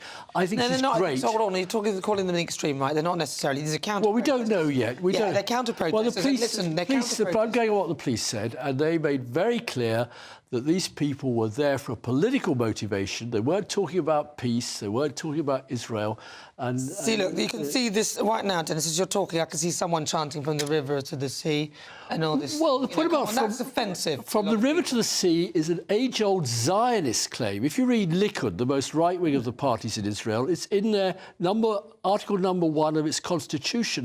From the river to the sea was always what Jewish Zionists, Israelis wanted. They could have all the land from the Jordan to the Mediterranean. No, it's in century. It's history. You might be quoting history, but also... I'm not history, very recent history. Yeah, but you might be saying that, but we know that the Jewish people find it deeply offensive, and I think on that basis already it's too much. Dr Roger Gewald. Well, I think that, first of all, what you said, Dennis, with respect is ridiculous, but moving on, I think that Suella, we won't know whether she was right until the end of today, and the march is over. But it does look quite peaceful. The problem is that the march is basically all about demanding a ceasefire. And I don't know how in the world you can have a ceasefire with an enemy that says they want to do this again and again. I haven't heard anyone else say this, but you might as well have a march tomorrow demanding that Zelensky stop fighting Putin, because the two situations are identical. And the other thing is, Roger, when someone describes something as hate-filled, just because it's going along peacefully doesn't mean that it's not full of hate. So when people are chanting from the river to the sea and all that lot, just because they're doing it in what appears to be a peaceful way, it doesn't mean that they don't hate you. Correct, and the police are not doing anything about it, whereas they are being, as Suella says, being very forceful with the EDL. Well, that's what I'm saying. But Peter Spencer, am I wrong? Well, I mean, I think the real thing is that Suella Braverman, it was not her call whether this protest took place or not, any more than it was Rishi Sunak's. The police in UK have operational independence, in contrast, shall we say, to France, where Monsieur Plod is told what to do by the politicos, and the Met Police decided, and hopefully it will turn out to be rightly, that there was not enough evidence to ban the pro-Palestinian march. That said, I don't actually think that anything that Suella Braverman has said or done recently has anything much to do with Palestine or Israel, for that matter. It's to do with her bid for the leadership. She has staked the claim very firmly on the right of the party, I suspect, predicated on the assumption that the polls are right, the Labour Party will get a clear victory at the next election. Sunak will step down, and she can step into the frame as the candidate, the right-wing candidate, with the Tory party membership. And given that they generally are to the right of the overall electorate, there's a very good chance she would actually win. What this does to the Tory party, I suspect, is we've heard voices from either side supporting her or opposing her. What I suspect, the Tory party has always traded as a broad church, but I think what we're looking at here is something closer to the temple in the Bible after Samson had done his stuff. I think that's a bit... Well, Dennis, Well, I was in Spain last weekend, and there's a huge row there because The Socialist Prime Minister won the election in July. The Conservatives have tried to block him being invested as Prime Minister. That's normal politics. He's relying on the votes of 6 Catalan MPs. Think of them as Northern Irish. Yeah, come on, quickly. Look, very simply, right. Let's get to the point. The Conservative Party organised a mass demonstration, violence, firebombs, the police waded into So outside. what's your point? My point is that if this demo was in France, they'd be using water cannons. It wouldn't happen in France. They would have. No, They're banned. They don't. Look, I know France very well. They're banned. Some are, not all. No. Pro-Palestinian marches are banned in France. Absolutely untrue. They are. Nana, you mustn't say that. They are banned. You're not allowed to protest. No, you are allowed. Some of them are banned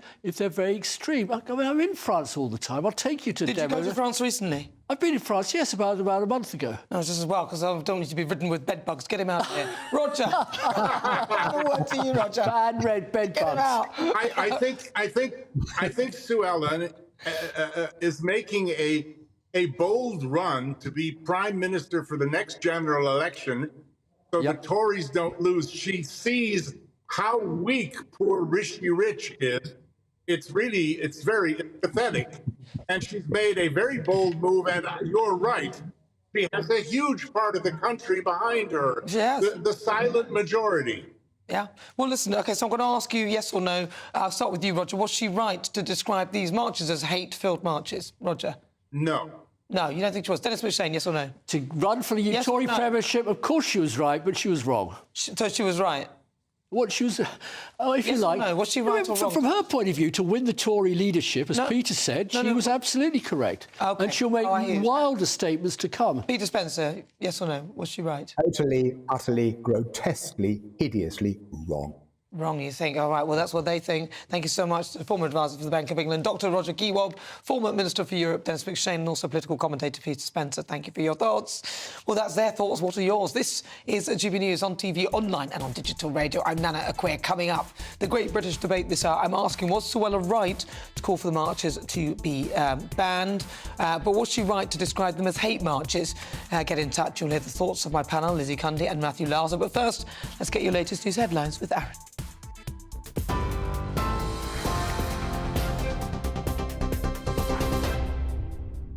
It's 4:32. I'm Aaron Armstrong. Well, as you've been hearing, hundreds of thousands of pro-Palestinian protesters are marching through central London demanding a ceasefire in the Middle East. The rally, which coincides with Armistice Day, is one of the biggest political marches in British history. Now, the demonstrators have been marching from Hyde Park to the US Embassy. Almost 2,000 officers have been deployed across the weekend to prevent violent behaviour. Well, the Home Secretary's been accused of stoking tensions and emboldening the far right. It comes after counter-protesters clashed with officers at various locations in London, including Westminster and Whitehall. The Met Police says 82 people have been arrested to prevent a breach of the peace. Scottish First Minister Humza Yousaf is calling for Suella Braverman's resignation, and the London Mayor says the scenes of disorder are a direct result of the Home Secretary's words. Scuffles broke out earlier between police and counter-protesters who were trying to gain access to the cenotaph. The Met Police says officers faced aggression in significant numbers. The force added they were not part of one cohesive group, and officers are continuing to track and monitor those involved.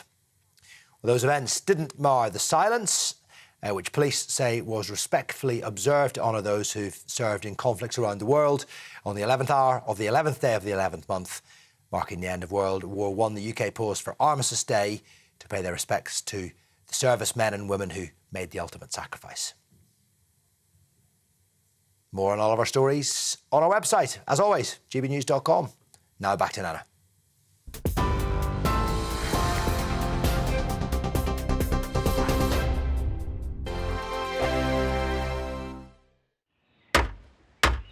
Who is it? We're here for the show.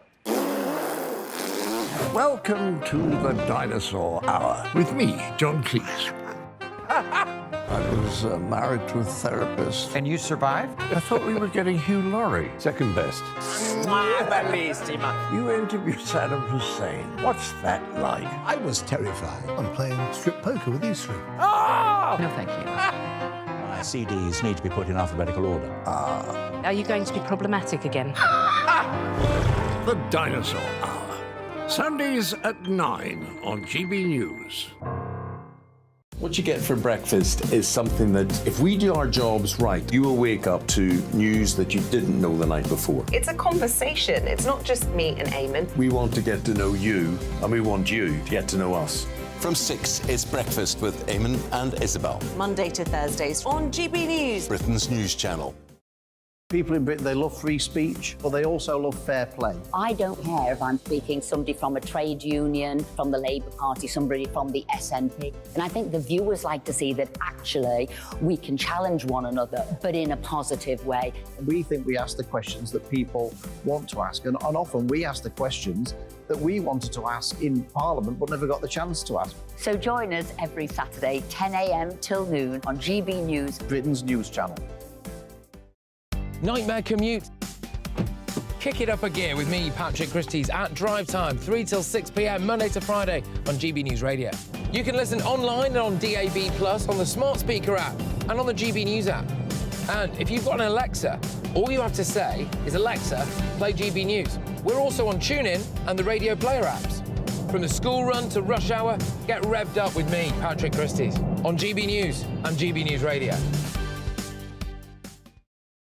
Tired of the usual focus-tested, pre-prepared Westminster runaround? Well, so am I. So you want higher taxes? Is your department to blame for this? Are you rethinking this policy? Every Sunday at 9:30, I'll be sitting down with those in power to get the truth about the issues affecting you. Let's be honest, we've known about the cost pressures of this project for years, not months. That's the Camilla Tominey Show, a politics show with personality. On GB News, the People's Channel, Britain's news channel. In the GB Newsroom, we bring you the news as it happens. With our team of dedicated journalists across the UK, we're ready to give you accurate reporting every day. When the news breaks, we'll be there with bulletins on GB News, the People's Channel, Britain's news channel. When the news happens, it happens here. And really important breaking news. Breaking news this morning. On TV, radio and online, the news starts here on Britain's Newsroom. All the biggest stories and the answers that you need from across the UK and beyond. Join Britain's Newsroom from 9:30 on GB News. The People's Channel, Britain's news channel. GB News, unlike other broadcasters, isn't obsessed with the London-Westminster bubble. We think there's a nation beyond the M25, and that's why we talk about the issues that matter across the land. Join me on State of the Nation, 8 to 9 o'clock, Monday to Thursday, on GB News. Daisy's listening, and you should too.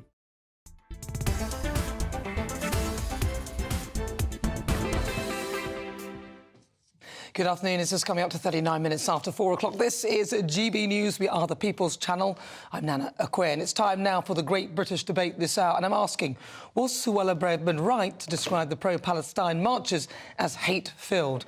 Now, a cross-party committee of MPs accused the Home Secretary of fanning the flames of hate towards Muslims after writing about pro-Palestine protests in London in the Times. I just asked myself, what about the Jewish people then? All of this going on. If you were Jewish, I wouldn't go on the tube now, would you? You can't carry an Israel flag. They're chanting from the river to the sea. Is she right? Labour leader Keir Starmer says the Prime Minister is too weak to challenge her, whilst Conservative MP Bob Neal has called Braverman's position untenable. Again, we're going to get rid of another one. So for the great British debate this hour, I'm asking, was Suella Braverman right to describe the marches as hate-filled? Well, let's see what my panel make of that. I'm pleased to say that broadcaster and columnist Lizzie Cundy has made it through the marches and is here. She's made it through. And looking as glamorous and composed as well, a bit windswept. She does look a bit windswept, I was going to say. And also Matthew Larza. That's the blow dry. That's not the. That's not. It's my Farrah Fawcett. Is it? It looks blow dry. No, it takes me a long time to blow dry mine of a morning. I've got a wig you can try, and it probably looks quite good. It looked good in it, actually.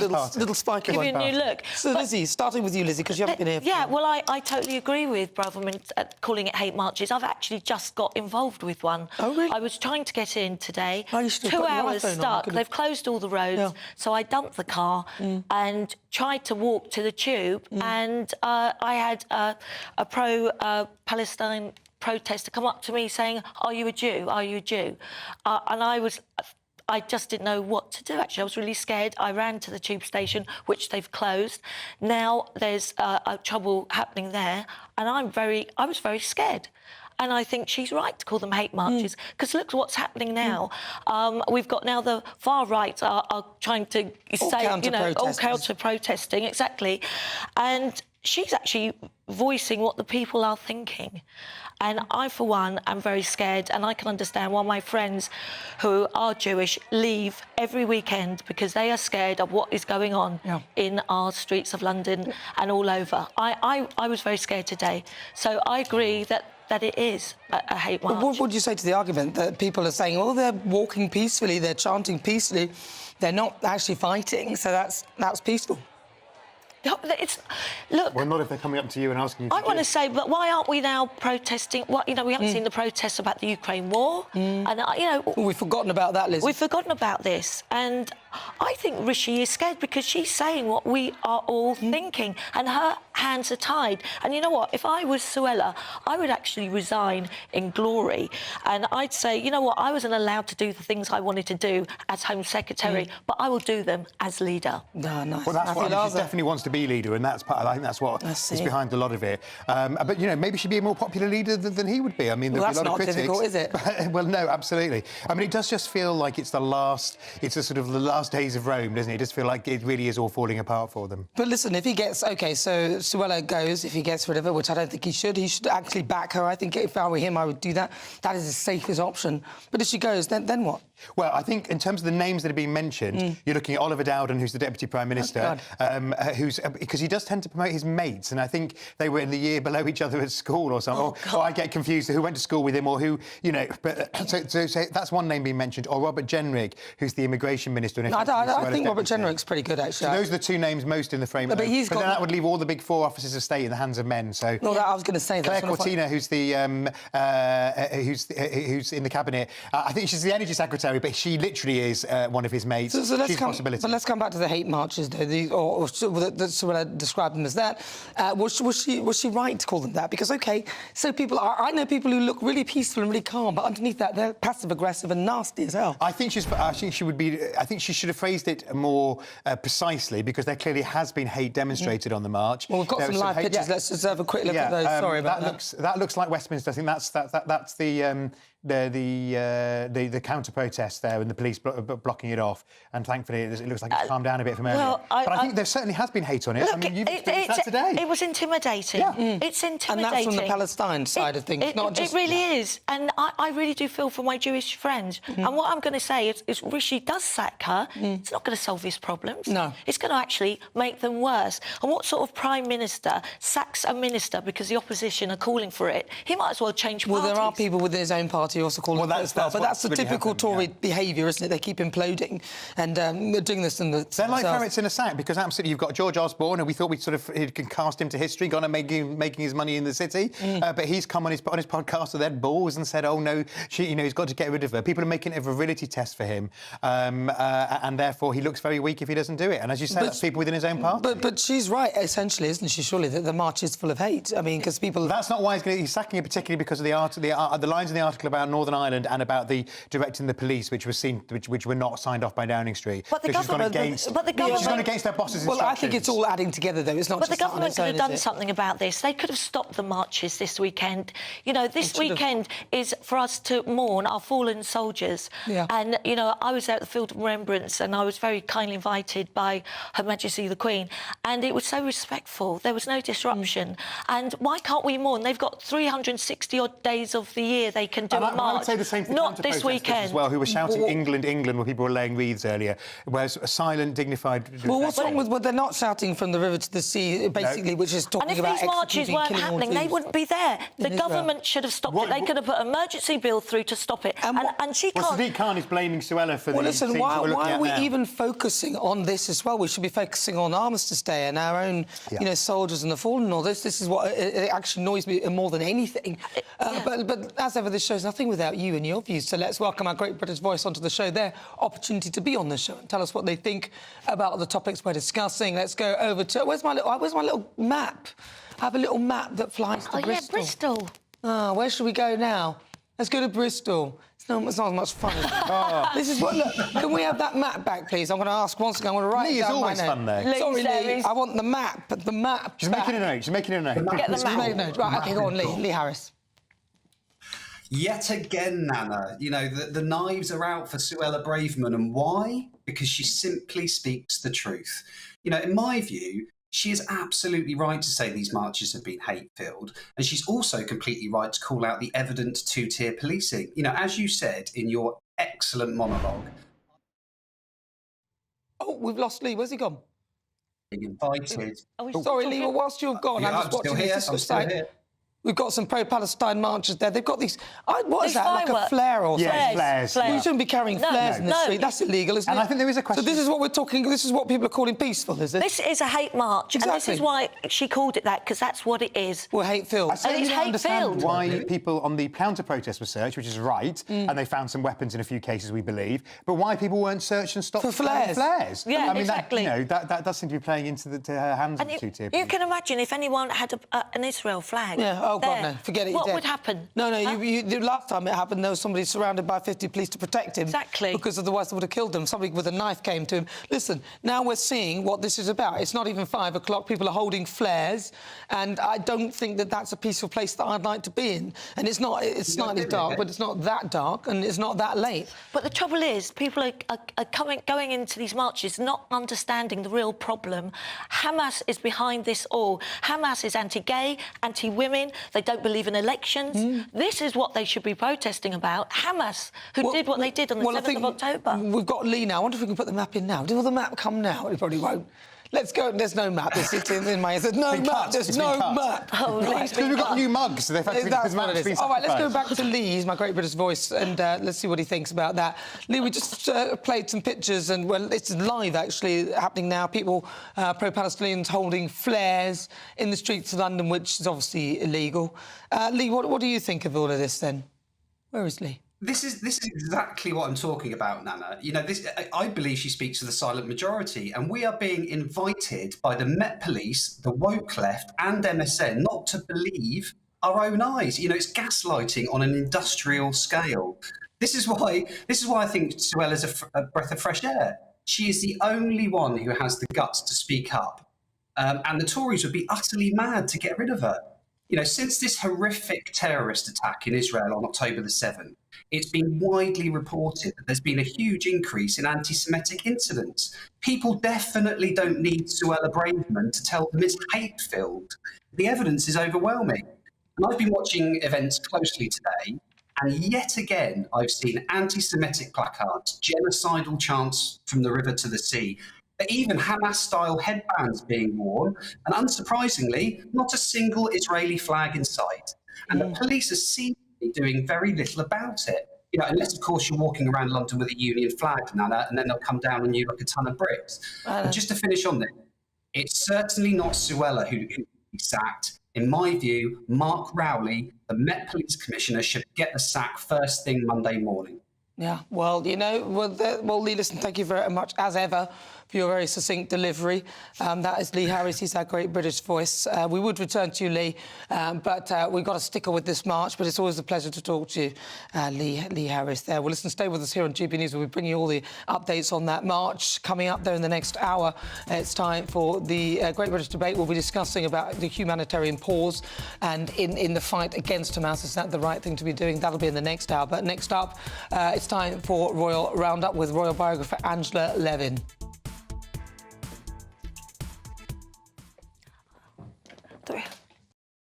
I think the most exciting bit for me is talking to people. People who I think are ignored often by the major news channels. We're going to give news they want to hear. There's a voice there that needs to be heard. I think there's a chance here for a diversity of opinion to be expressed, which you don't find elsewhere. It's really exciting. We don't hold back. We're free to say how decisions that are taken here affect us all around the country. Only on GB News, the People's Channel, Britain's news channel. There's only 3 people you can trust in life. Your doctor, your lawyer, and your nana. I'm not sure. So join me, Nana Akua, at 3 p.m. every Saturday and Sunday, where we discuss the biggest topics of the weekend. Be ready for battle. Can you be quiet? What is this? It's my new teeth. It's your new teeth. I don't bite. Well, not without a good reason. Always honest, always fun. Every weekend at 3 p.m. on GB News, the People's Channel, Britain's news channel. So Jubes and Co, we tackle the issues of the day with real, robust debate, both sides of the fence, battling it out with me in the middle with my forthright opinions and views. And often really interesting things happen because you start with a position and then by the end of the debate you find actually, well, I might not have thought about that one. What we need in this country is 2 new political parties. You should maybe think about doing a 2024 calendar. I'm Michelle Dewberry and I'm keeping you company right through until 7 o'clock this evening. GB News, the People's Channel, Britain's watching. Join us every night on GB News at 11 p.m. for Headliners, which is 3 top comedians going through the next day's news stories, which is exactly what you need, because when the establishment has gone crazy, you need some craziness to make sense of it. Headliners. You don't have to bother reading the newspaper. We've got it covered for you. Every night at 11 p.m. and repeated every morning at 5 a.m. We won't send you to sleep like some of the other paper review shows out there. So join us 11 p.m. every night on GB News. The People's Channel, Britain's news channel. GB News, unlike other broadcasters, isn't obsessed with the London-Westminster bubble. We think there's a nation beyond the M25, and that's why we talk about the issues that matter across the land. Join me on State of the Nation, 8 to 9 o'clock, Monday to Thursday, on GB News. Daisy's listening, and you should too. Every Sunday from 11, join Michael Portillo. There'll be topical discussion, looking at the week before and the week to come. So kick back and relax at 11 a.m. on Sundays on GB News with me, Michael Portillo. GB News, the People's Channel, Britain's news channel. I'm Andrew Doyle. Join me at 7 o'clock every Sunday night for Free Speech Nation, the show where I tackle the week's biggest stories in politics and current affairs with the help of my 2 comedian panellists and a variety of special guests. Free Speech Nation, Sunday nights from 7 on GB News, the People's Channel, Britain's news channel. Nightmare commute. Kick it up a gear with me, Patrick Christie's, at drive time, 3 till 6 p.m, Monday to Friday on GB News Radio. You can listen online and on DAB+, on the smart speaker app, and on the GB News app. And if you've got an Alexa, all you have to say is, Alexa, play GB News. We're also on TuneIn and the Radio Player apps. From the school run to rush hour, get revved up with me, Patrick Christie's, on GB News and GB News Radio.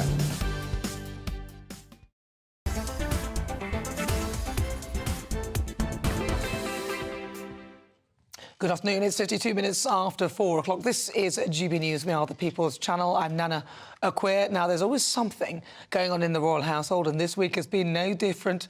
On the menu, we've had the Duke of Sussex's victory at the High Court, where it was ruled that he could continue his unlawful information-gathering claims against associated newspapers. Prince William is also back in the news, saying that he wants to go above and beyond his family in bringing change. And The Guardian is also sniffing around, trying to find out the cost of royal protection. All of that and a new series of The Crown comes out next week. So every Saturday I love to give you a rundown, and who better to do so than the fabulous Angela Levin. She's a royal biographer and a broadcaster. Angela. Hello. So much to talk about. Yeah, there's loads to talk about. I know you like to talk about Harry first, so we can do that. He thinks he's done really well, but actually he hasn't, because the judge has said that he can't actually mention anything that was leaked beforehand. The problem last time Harry went to court was that he would just say something and expect, and he said it, he expected the lawyers to sort it out. He didn't give the dates, the times, who it was and all that. And this time the judge has made it very clear that he can't just use someone else's information and get going. The problem is he feels that he can do it now, but the Mail Group feel that it's at least 6 years too late. So he can't do it now. So that's the fault. And the Mail has got to come in with enough vavavoom, I suppose you could call it, that Harry can't beat that. But I was thinking, you know, is he going to come over? Is there going to be another problem about protection? Is it going to cost all the taxpayers a load of money? And what about his visa as well in America? All of that? Well, that hasn't happened, you see. He doesn't seem to have had a visa. He's there. And this is one of the things where he doesn't want to be a prince in royal terms and work, but yet he wants to have all the advantages. Well, the issues of whether he admitted about the drug taking on the visa is what I've nothing about it. Well, it's not over. It's not over. No, it isn't. That's bubbling under the surface, really. Yes. I think people need to sit down and do these things, not to keep it bubbling away. It's just not. It's not right. And he is very, very against his brother, which is awful. And William made a very strange comment that he feels very empowered by where he went and trying to save the country and save all that.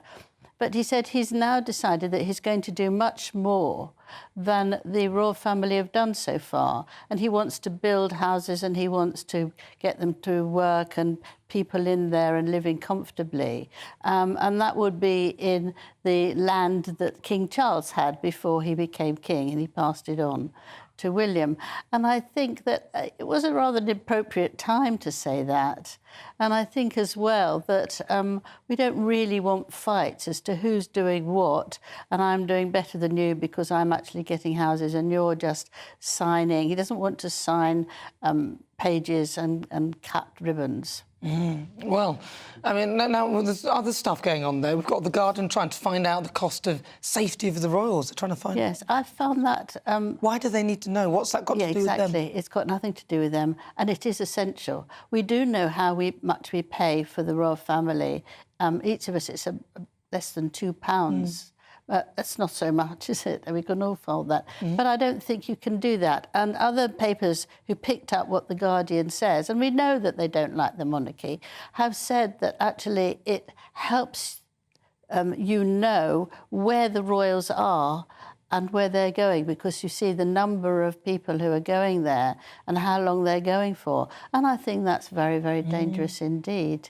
I hope we can fight it. I think it's another spiteful chance from the Guardian myself, but I can't see how dare we? We have to pay them. Apparently it's I can go up to £100,000 to save them, but we've got to. You can't just let them go. You see today, we've got to protect them. They're very important. Well, they're to a net benefit anyway, and it's not like they don't really cost us anything in any way. In any case, they're very good for this country, and there's a continuity as well. Now, what about the Crown, though? I've never watched any of it, but I know you spoke to Prince Harry. What did he say when to I you was about interviewing it? about my book? The first time I'd been to loads of engagements with him, and he invited me to come and do an interview with him at his palace. So I went along, and the first thing he said to me was, "Are you watching The Crown?" And it was the second series. I had no wish to watch The Crown, but I thought, you can't say that to him. And I said, well, I haven't yet, but if you think I should, I'll get it. They said, yes, get it. But I am telling you, I will not allow them to do anything on me. I will stop it before they do that.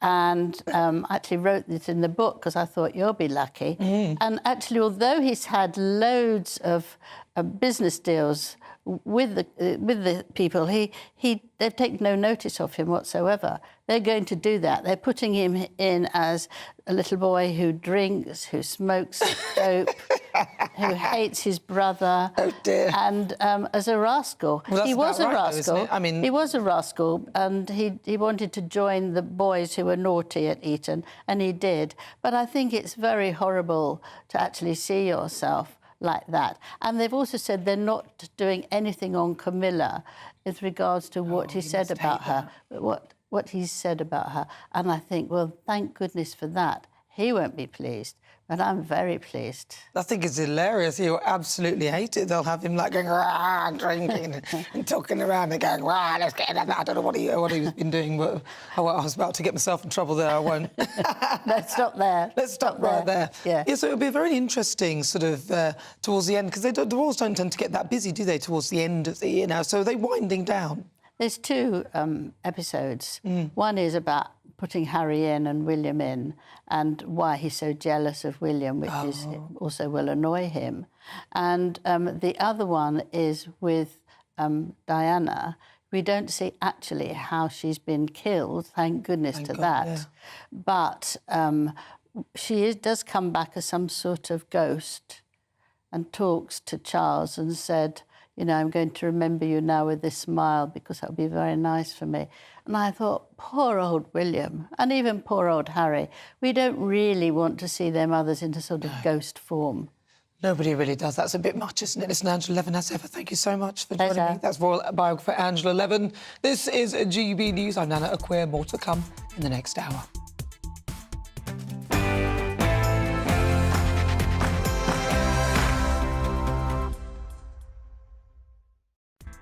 It's 5 o'clock. Welcome to GB News on TV, online and on digital radio. I'm Nana Akua. And for the next few hours, me and my panel will be taking on some of the big topics hitting the headlines right now. This show is all about opinion. It's mine, it's theirs, and of course it's yours. We'll be debating, discussing, and at times we will disagree. No one will be cancelled. Now, in the next hour, joining me, broadcast from columnist Lizzie Cundy, as a former Labour Party advisor Matthew Laza. In a few moments' time, I'll be joined by Whitney Houston's half-sister Alexis Q to talk through her rise to fame as well as her latest single. And then on the way also I'll be speaking to an ex-Hamas supporter. He'll be live in the studio telling us about his time with joining them. But let's get your news from Aaron.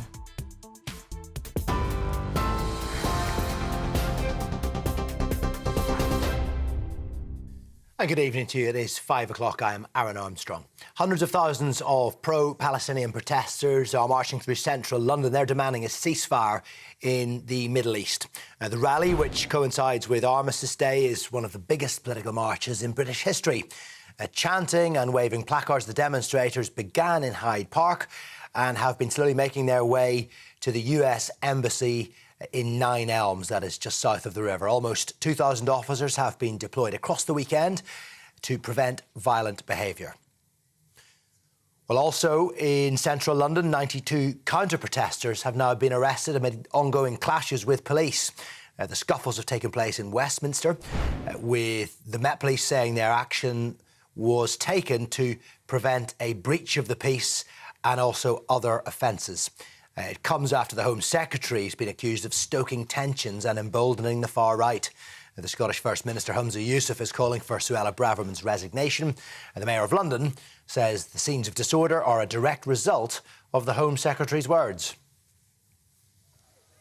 Well, earlier scuffles broke out between police and counter-protesters who were trying to gain access to the cenotaph. The Met Police says officers faced aggression in significant numbers. The force added the demonstrators were not part of one cohesive group, and officers are continuing to track and monitor those counter-protesters. But the events did not mar the 2-minute silence that took place earlier. Police say it was respectfully observed.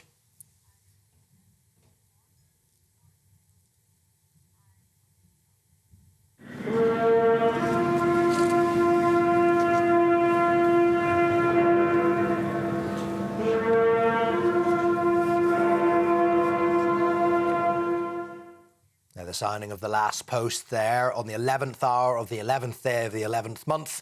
It marked the end of World War I. The UK paused for Armistice Day to honour those who served in the conflicts. A World War II veteran, John Dennett, says the servicemen and women who made the ultimate sacrifice must always be remembered. We must never forget what happened years ago through all the wars that enabled us to be where we are. Like, we're lucky. And the kids, I always say to the kids, without remembrance, and remember it, because if you don't, you wouldn't be here if it wasn't for those lads who gave their life, and it runs into thousands. Now, in other news, a mother who was found dead by her 2 children in Manchester has been named by police. Perseverance in Cuba was found with a single stab injury in Little Hulton near Salford in the early hours of yesterday morning. The 35-year-old was taken to hospital where she later died. Police say a 45-year-old man who fled the scene has been arrested on suspicion of murder and remains in custody. The funeral of a teenager who was stabbed on her way to school has been held in South London. Eliane Andam's family and friends gathered to pay their respects to the 15-year-old who was killed in Croydon in September. A 17-year-old boy has been charged with her murder and he is due to appear in court next month. And crowds have been lining the streets of London for the historic Lord Mayor show. The event, which began in the 13th century, includes a colourful 3-mile parade before the new Lord Mayor of the city is sworn in. The Mayor rides in the same golden state coach that's been used in every show since 1757. The new Lord Mayor, incidentally, is Alderman Michael Mainelli. Well, this is GB News live across the UK. I'll be back with more in just under half an hour's time. But now it's over to Nana.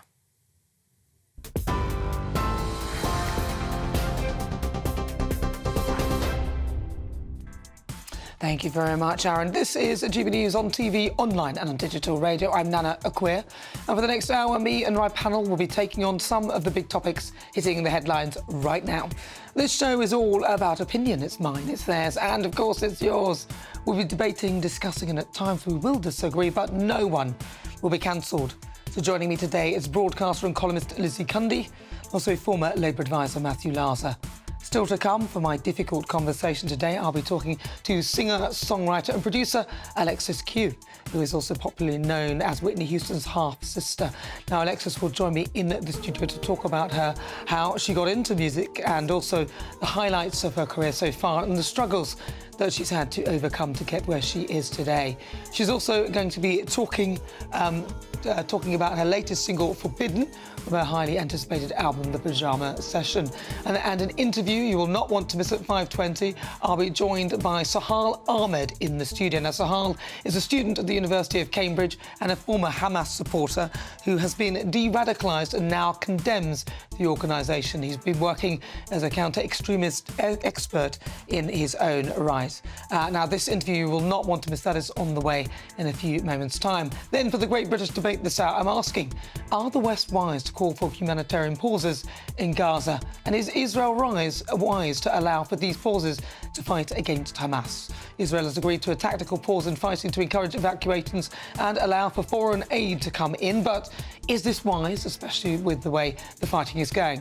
That's on the way. As ever, you can tell me what you think. You can email me gbviews@gbnews.com or tweet me at gbnews.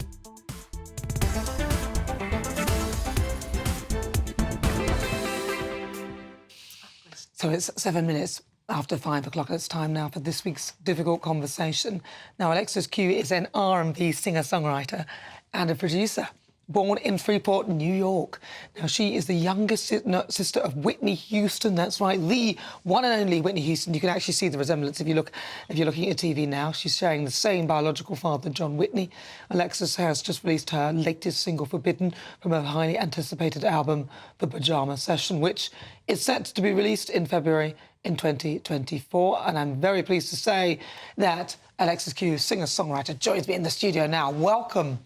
It's a pleasure. Thank you so much for having me. You look fabulous. Thank you. I love that dress and your teeth. It's Saturday. Thanks for that. There you go. Now, before we get into the music, let's talk about your childhood, because what was it like growing up? Thing is, I have, it was a normal childhood to me. I had no point of reference to compare it to anything else. A loving, strong mother. And older siblings who were very eager to teach me the ropes. But it was a good life, a very happy life, a very happy childhood. A bit of an accelerated childhood, but a happy one all the same. Well, when you say accelerated childhood, why was that? Started school early, graduated from high school early, started university early, finished my degree early. Finished everything early? Why did you finish everything early? I guess I was motivated, very motivated. But I knew I had something to do, and I just didn't want to waste time, I guess, in the back of my mind, subconsciously. What was it like then for you? Because are you a younger sister or older sister than Whitney? Younger.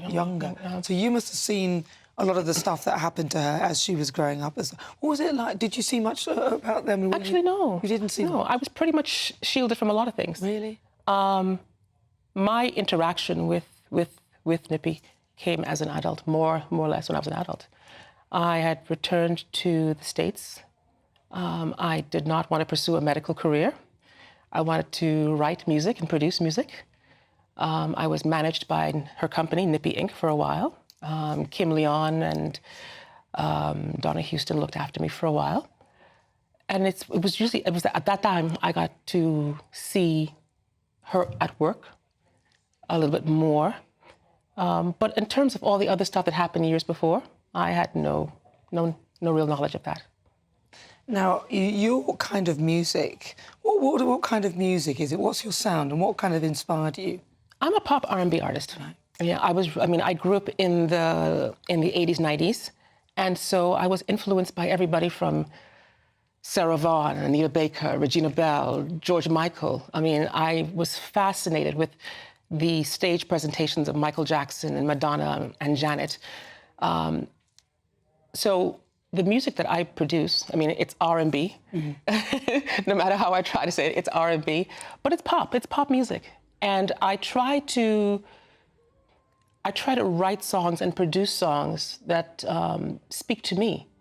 And my parents, I grew up listening to Otis Redding in the House and the Cooling Waters and a plethora of good musicians.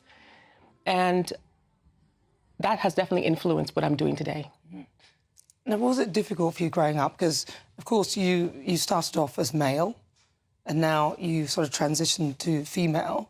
How was that? What talk to me about that? Well, I was born a child of God, and I intend to live my life that way and hopefully die that way. I'm a wife and a mother, and that's who I am. The challenges that I've faced in my lifetime are not unusual. The first single from this album is called Forbidden. Right. And the theme and the message behind that is pursuing your desires, pursuing your dreams, in spite of the obstacles that society, religion, family place on you. And although I have showcased the song in a romantic context, it applies to everything across the board, whether you are seeking to change careers, like I did, I grew up in a family who wanted me to be a doctor. And the idea... I grew up with one of those as well. Exactly. Doctor, dentist, lawyer. Exactly. Certainly not TV. Exactly. and this idea of being a musician, they thought was the easy way out and not something that used the skills that I have. But God knows it has. It has definitely challenged me and continues to do so today. So, so I'm... The messages and the themes of each of my songs tells my life story. As you were growing up there, did you not feel that you were in Whitney's shadow because she was such a massive star? Or did it help you? Did it help you at all? Being associated with Whitney and the Nippy Inc. family was a double-edged sword. Okay.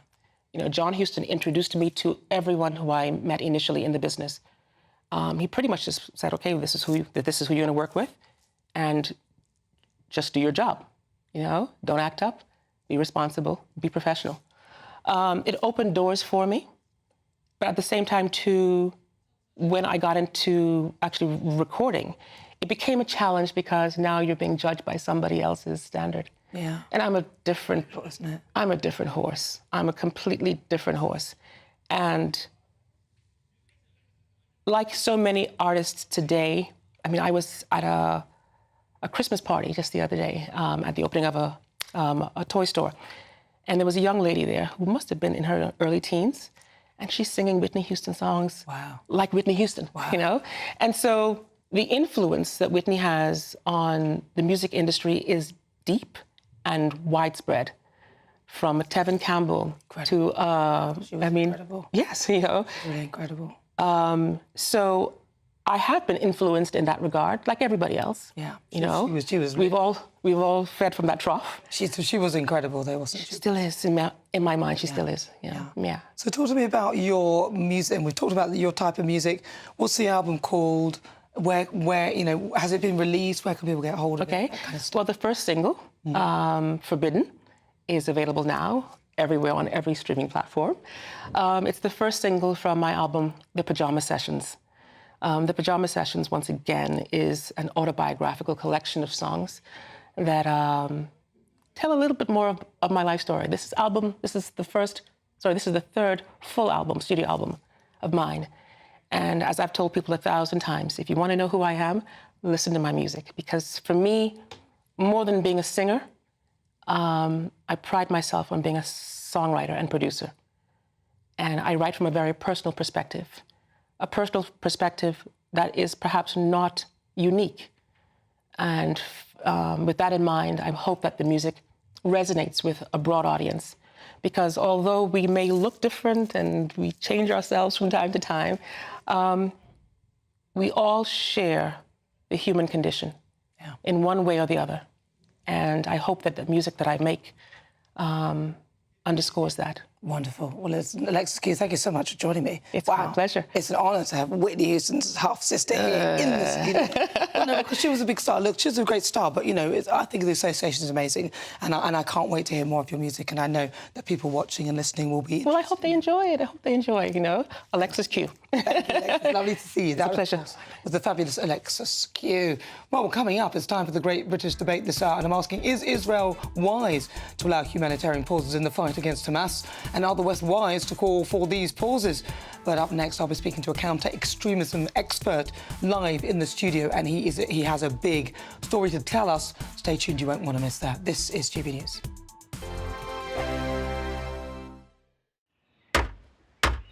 Who is it? We're here for the show. Welcome to the Dinosaur Hour with me, John Cleese. I was married to a therapist. And you survived? I thought we were getting Hugh Laurie. Second best. You interviewed Saddam Hussein. What's that like? I was terrified. I'm playing strip poker with these three. Ah! No, thank you. My CDs need to be put in alphabetical order. Are you going to be problematic again? The Dinosaur Hour. Sundays at 9 on GB News.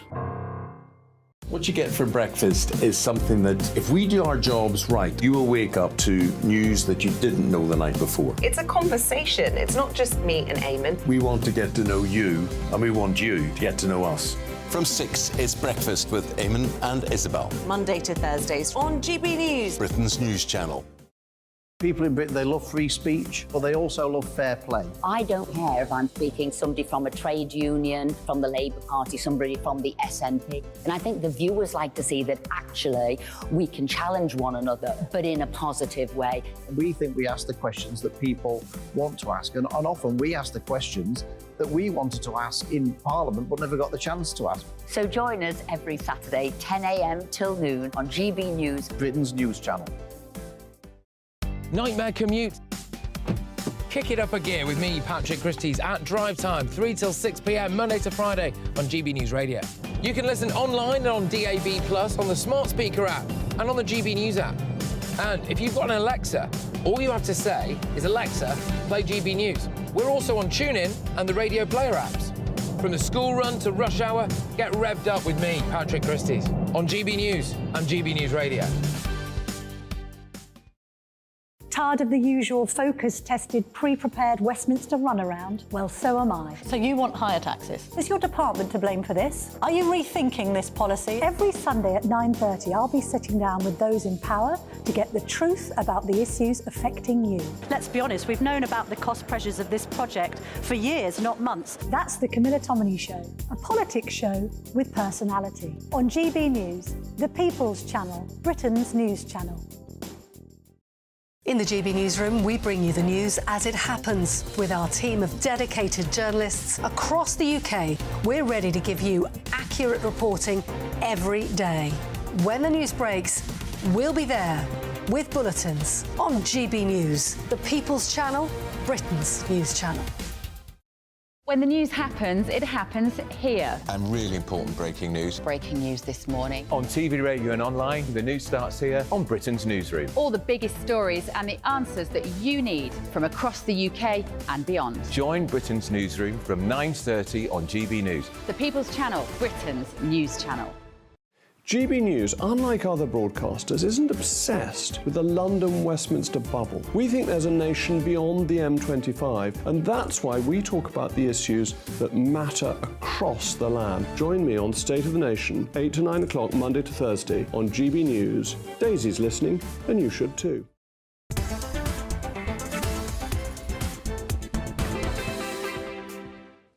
Good afternoon. This is GB News. We are the People's Channel. I'm Nana Akua. It's coming up to 20 minutes after 5 o'clock. Let's return to London, where major policing operations is underway.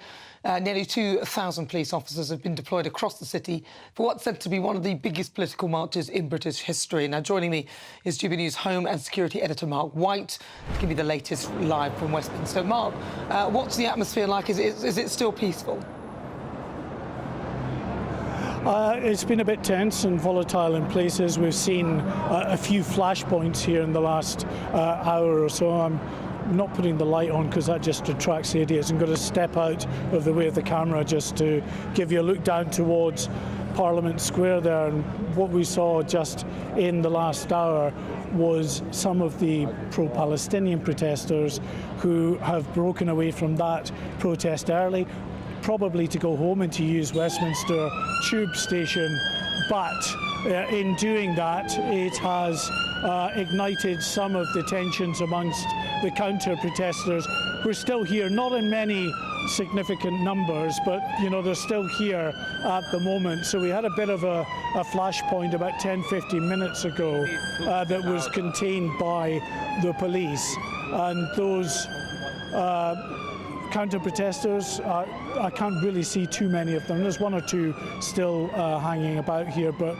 most of them seem to have dispersed at this point. As you can see here, lots in the way of police vehicles still here, because there is a concern that when the main body of the protest down at the US Embassy, which should have finished by now, it was given till 5:15 to end and then start dispersing.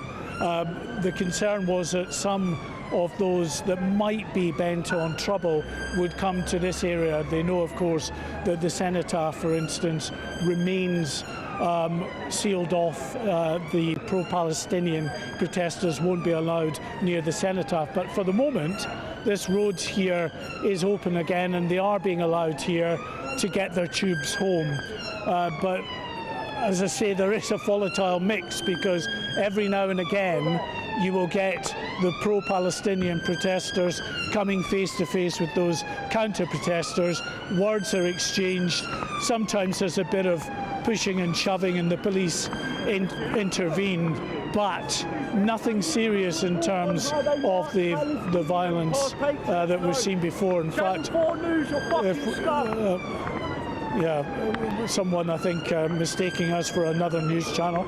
But moving over this side now, just dodging the traffic here at the moment, because it is, as I say, opening up now, so they're letting people across here.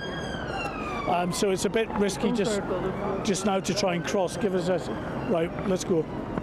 I just want to take you over the other side, because over the other side of the square is where there are still a few of the counter-protesters that have refused to go home. Not many, as I say, probably a few dozen or so, and you can see here at this side lots of the pro-Palestinian protesters who are now making their way home early.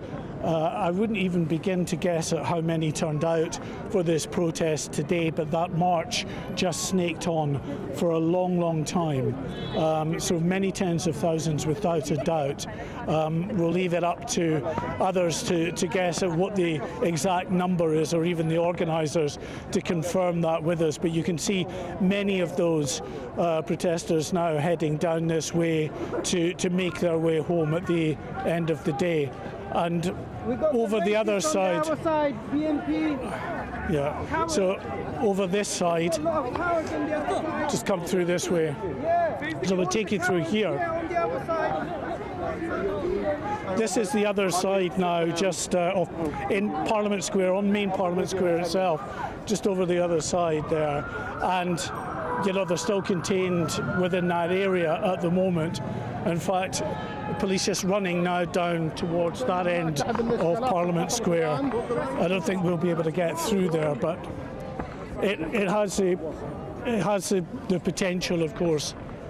Can we get through, officer? No, you go down that way. Yeah, okay, fine. Let's go down this way. Understandably, the police don't want to let us through there while they're dealing with a potential situation. But again, it seems to be a group of pro-Palestinian presenters further down at that end of the square who have congregated there, and that's where the police are running to. So certainly tense here. It's got the potential to become a bit more lively, but for the moment the police have things contained. Thank you, Mark. That's Mark White. He's live there in Westminster at the pro-Palestinian march. Well, listen, I wanted you to meet this gentleman because I saw him and thought I must speak to him myself. Joining me in the studio is someone who knows a lot about radicalisation. He's a counter-extremism expert in his own right, who formerly supported Hamas and has been de-radicalised, condemning the organisation.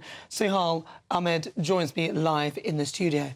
Well, I mean, OK, so first of all, how did you find yourself supporting or being part of Hamas? Well, just to make clear from the get-go, I was never a member of Hamas, right. But I was an ardent supporter of Hamas, unfortunately. My radicalisation journey, unfortunately, started at the mere age of 6, and that was as a result of my parents feeding me with the ideological poison of Islamism. I was taught to hate non-Muslims. I was taught that Britain is the enemy, that the West is the enemy, that there is a never-ending war between Muslims and non-Muslims, that violent jihad is an obligation on every Muslim. That's what I was raised with, and unfortunately, that's what I believed in. And kind of growing up, that kind of snowballed. And unfortunately, at a particular juncture, I even began considering violence.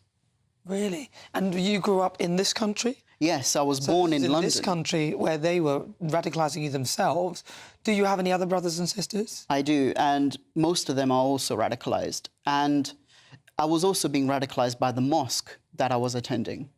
Wow. And so, and that would take a form of, was that a mosque leader telling everybody, or yes. What was the form that So essentially that would be during Friday sermons, during sermons outside of the Friday, usual sermons.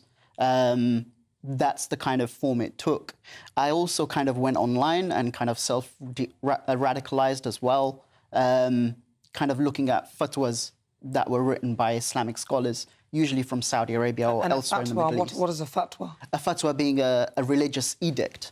Now, in the West, we know of fatwas as being kind of like death sentences or something like that. But a fatwa is essentially just a religious edict. OK.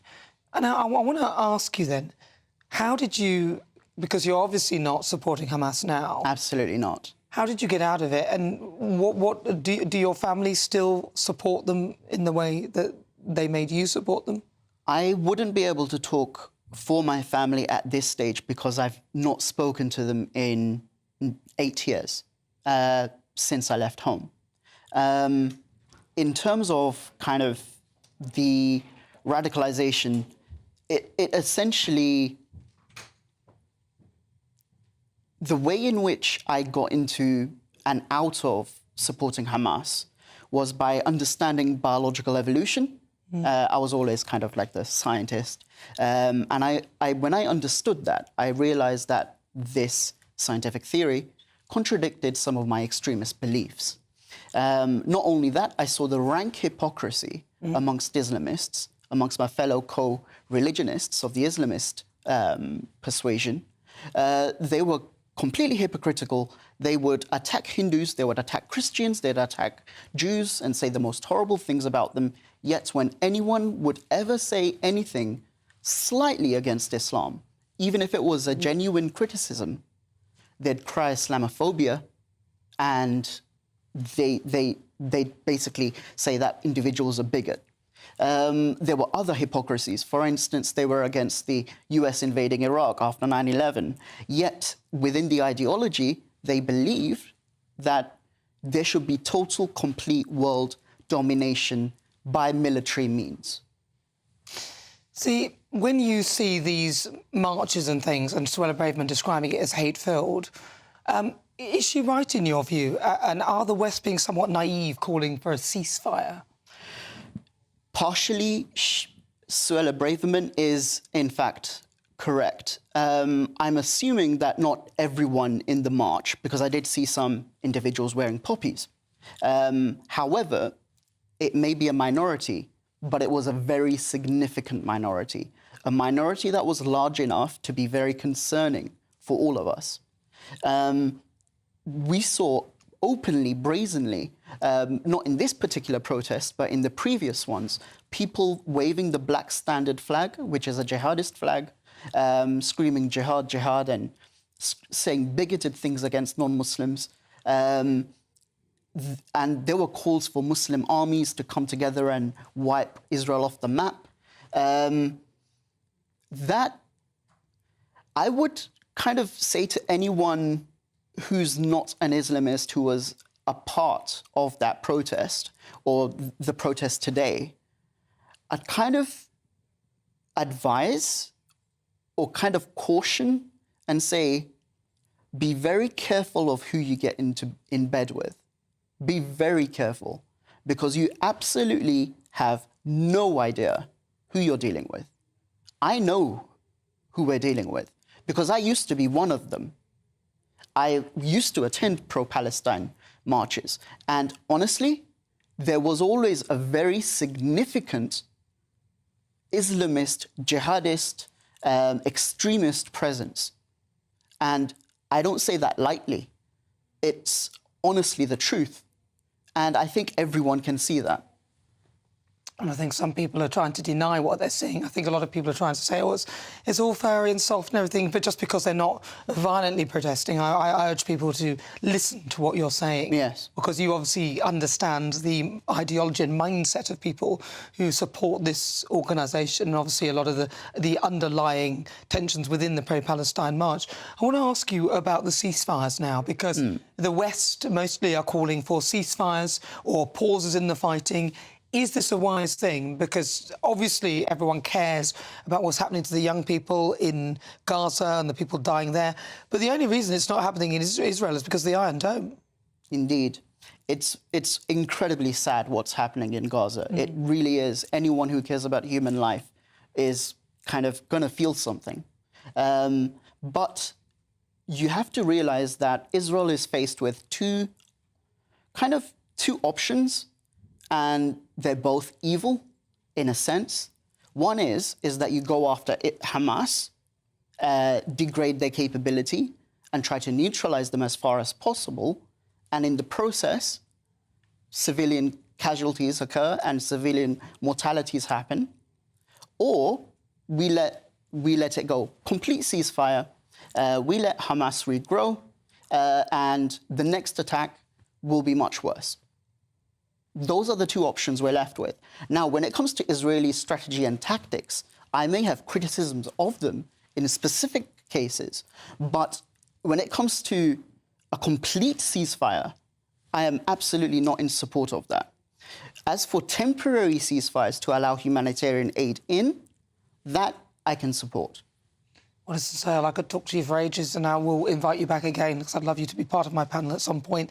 We'll invite you in to discuss more, because this is going on, and it will go on for some time. Thank you so much for sharing your experience. Well, hopefully that was useful to a lot of you listening and watching, because Sohail Ahmed, he, of course, he was de-radicalised, and he condemns Hamas, and those are his views. What do you think? You're with me, I'm Nana Akua. This is GB News on TV, online and on digital radio. So coming up, it's time for the Great British Debate this hour, and I'm asking, are the West wise to call for humanitarian pauses in Gaza? And is Israel wise to allow for these pauses in the fight against Hamas? You'll hear the thoughts of my panel and also the thoughts of our GB voices. But first, let's get your latest news with Aaron.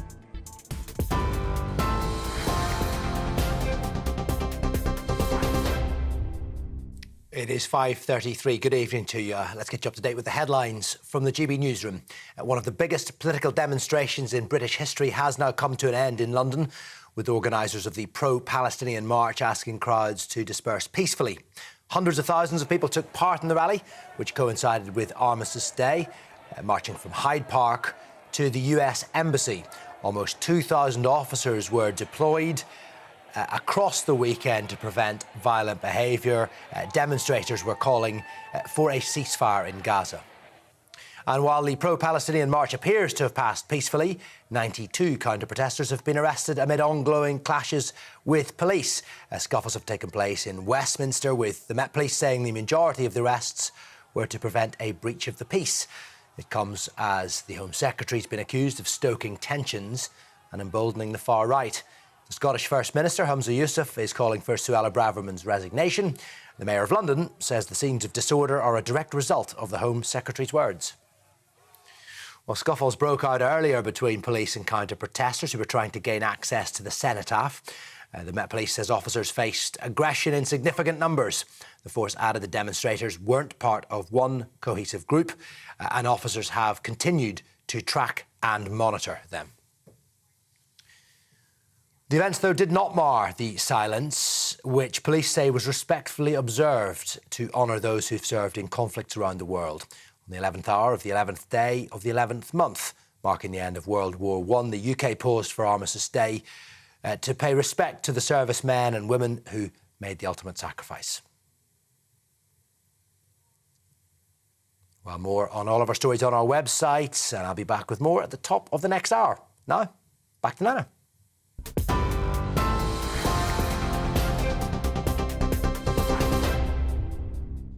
Thank you, Aaron. Still to come, I'll continue with the Great British Debate this hour, and I'm asking, is Israel wise to allow for humanitarian pauses in the fight against Hamas? As ever, send me your thoughts, gbviews@gbnews.com, or tweet me at GBNews. I think the most exciting bit for me is talking to people. People who I think are ignored often by the major news channels.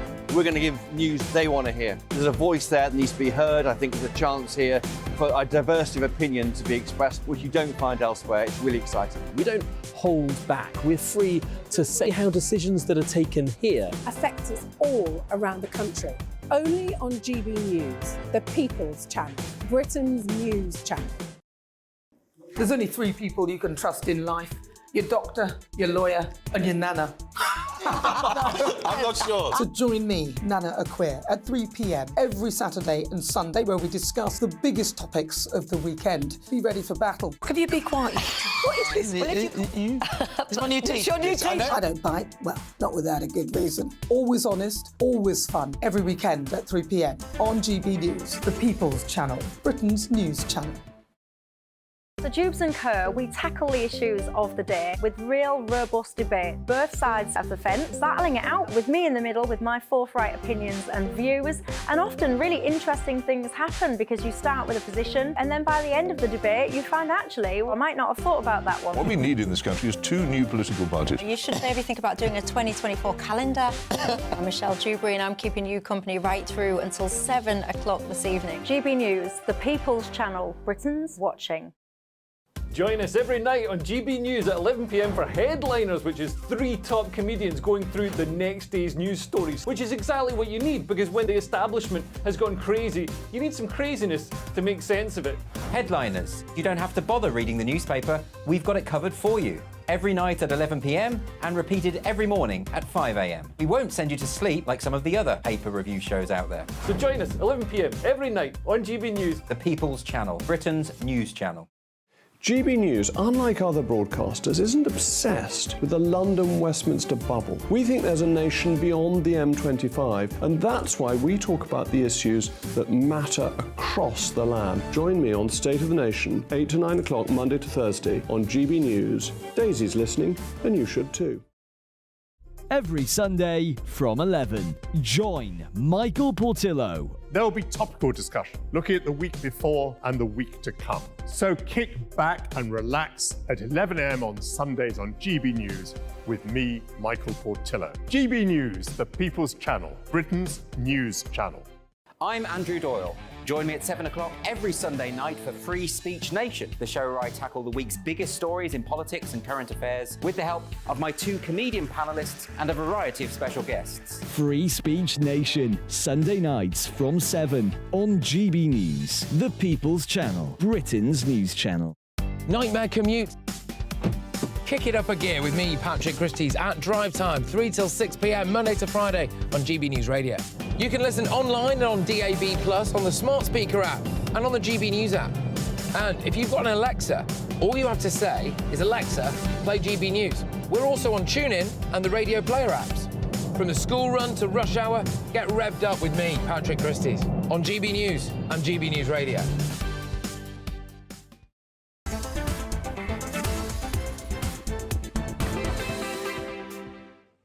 He's just gone 39 minutes after 5 o'clock. This is GB News. We're live on TV, online and on digital radio. I'm Nana Akua. If you just joined us, where the hell have you been? You missed almost all the show. We've got about 20 minutes left, though. But it's time now for the Great British Debate this hour. And I'm asking, is Israel wise to allow humanitarian pauses in the war against Hamas? And are the West wise to call for a ceasefire?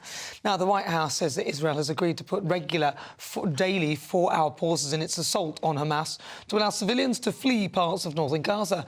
Now, Israel says that more than 100,000 Gaza residents have fled south in the past few days, whilst limited evacuations have been paused twice in the past week due to bombardments. So I'm asking, is Israel wise to allow humanitarian pauses in the war against Hamas? Well, let's see what my panel make of that. I'm joined now by broadcaster and columnist Lizzie Cundy, and also former advisor to the Labour Party, Matthew Larser. Right, Matthew Larser, I'm starting with you. Mm-hmm. Are they wise? Are we wise to be calling for pauses and ultimately people are calling for ceasefires? I mean, they are different things. Absolutely, and I think you're absolutely right. There's a big difference between them, and one would not be sensible and one would be sensible. I don't believe that a ceasefire will work because it's basically saying Israel can't defend itself. And well, also that's where they were now. That's where they were before the attack. Was a ceasefire exactly, then, effectively, wasn't it? yeah, things were frozen. I do believe strongly in humanitarian pauses. So do I think most sensible people. The American government, for instance, which is a strongest supporter of Israel you can imagine, is very clear there need to be humanitarian pauses. I think it would do the cause, Israel's cause in world opinion, a lot of good. So I think they're right to be moving towards, at the very least, these 4-hour pauses to allow more aid in and to allow people to move from the north to the south of Gaza, which is what they've been very clear about where their attack is going to be going. But they had 3 weeks to do that. I know it's tough, but they had all that time. Won't it surely emblazon Hamas, Lizzie, to give them more time to do things? Humanitarian pauses usually means getting food and aid to the civilians, but to Hamas, they're funding themselves, and that is the truth of it. They're only helping themselves. And, you know, Israel, I think, well, they're doing everything under international law, in my eyes, and I'm sorry for those that I witnessed today chanting for a ceasefire. They are saying this with ignorance, because how can there be a ceasefire? You know, Hamas have got a gun to the heads of 237 hostages still, and there was a ceasefire before the 7th of October.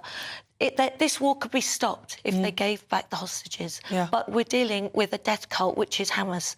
Can we negotiate with terrorists? Can we believe anything they'll say and do? No, we can't. And that's the thing people don't understand, and that's a lot of the people that are on the marches today don't get. Well, that's what Sohail was saying, that the mindset, we are not within that mindset. We don't understand the way these people think, and they don't care. Well, they just don't care. Talking to people, I mean, what we haven't mentioned is, I don't know if you've seen this extraordinary footage this week where some very clever person went and just asked very simple questions to people on last week's march, and 2 of them just didn't really understand who Hamas were.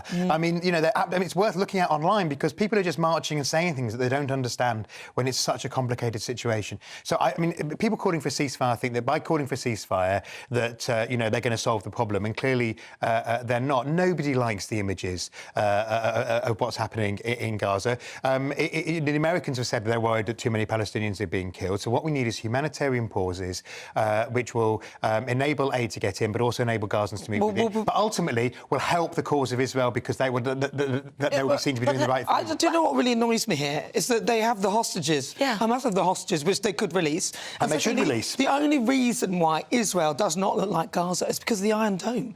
So they are receiving missiles all the time, and everyone's going, oh, Israel. It's like, no, hold on. This has been happening to Israel before this conflict. And that's why they built the dome. So I'm getting a bit. They're saying all the death and destruction in Gaza. It's awful. It's terrible. But that would be what Israel would look like had it not been for their defence system. And Hamas have done this to their own people, to the Palestinians. You know, they are hiding under schools, hiding, you know, under hospitals. Hamas are the problem. Hamas could stop this now, right now. But they won't. They will not give back the hostages.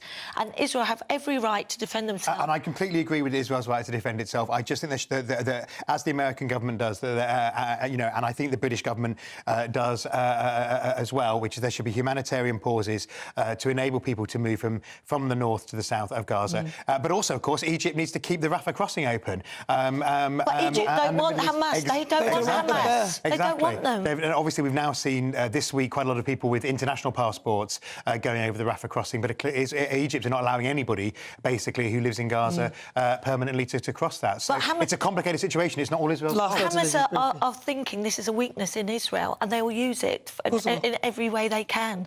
Well, They're terrorists. Well, let's see what our viewers think, because the show's nothing without them. Let's welcome our great British voices, their opportunity to be on the show.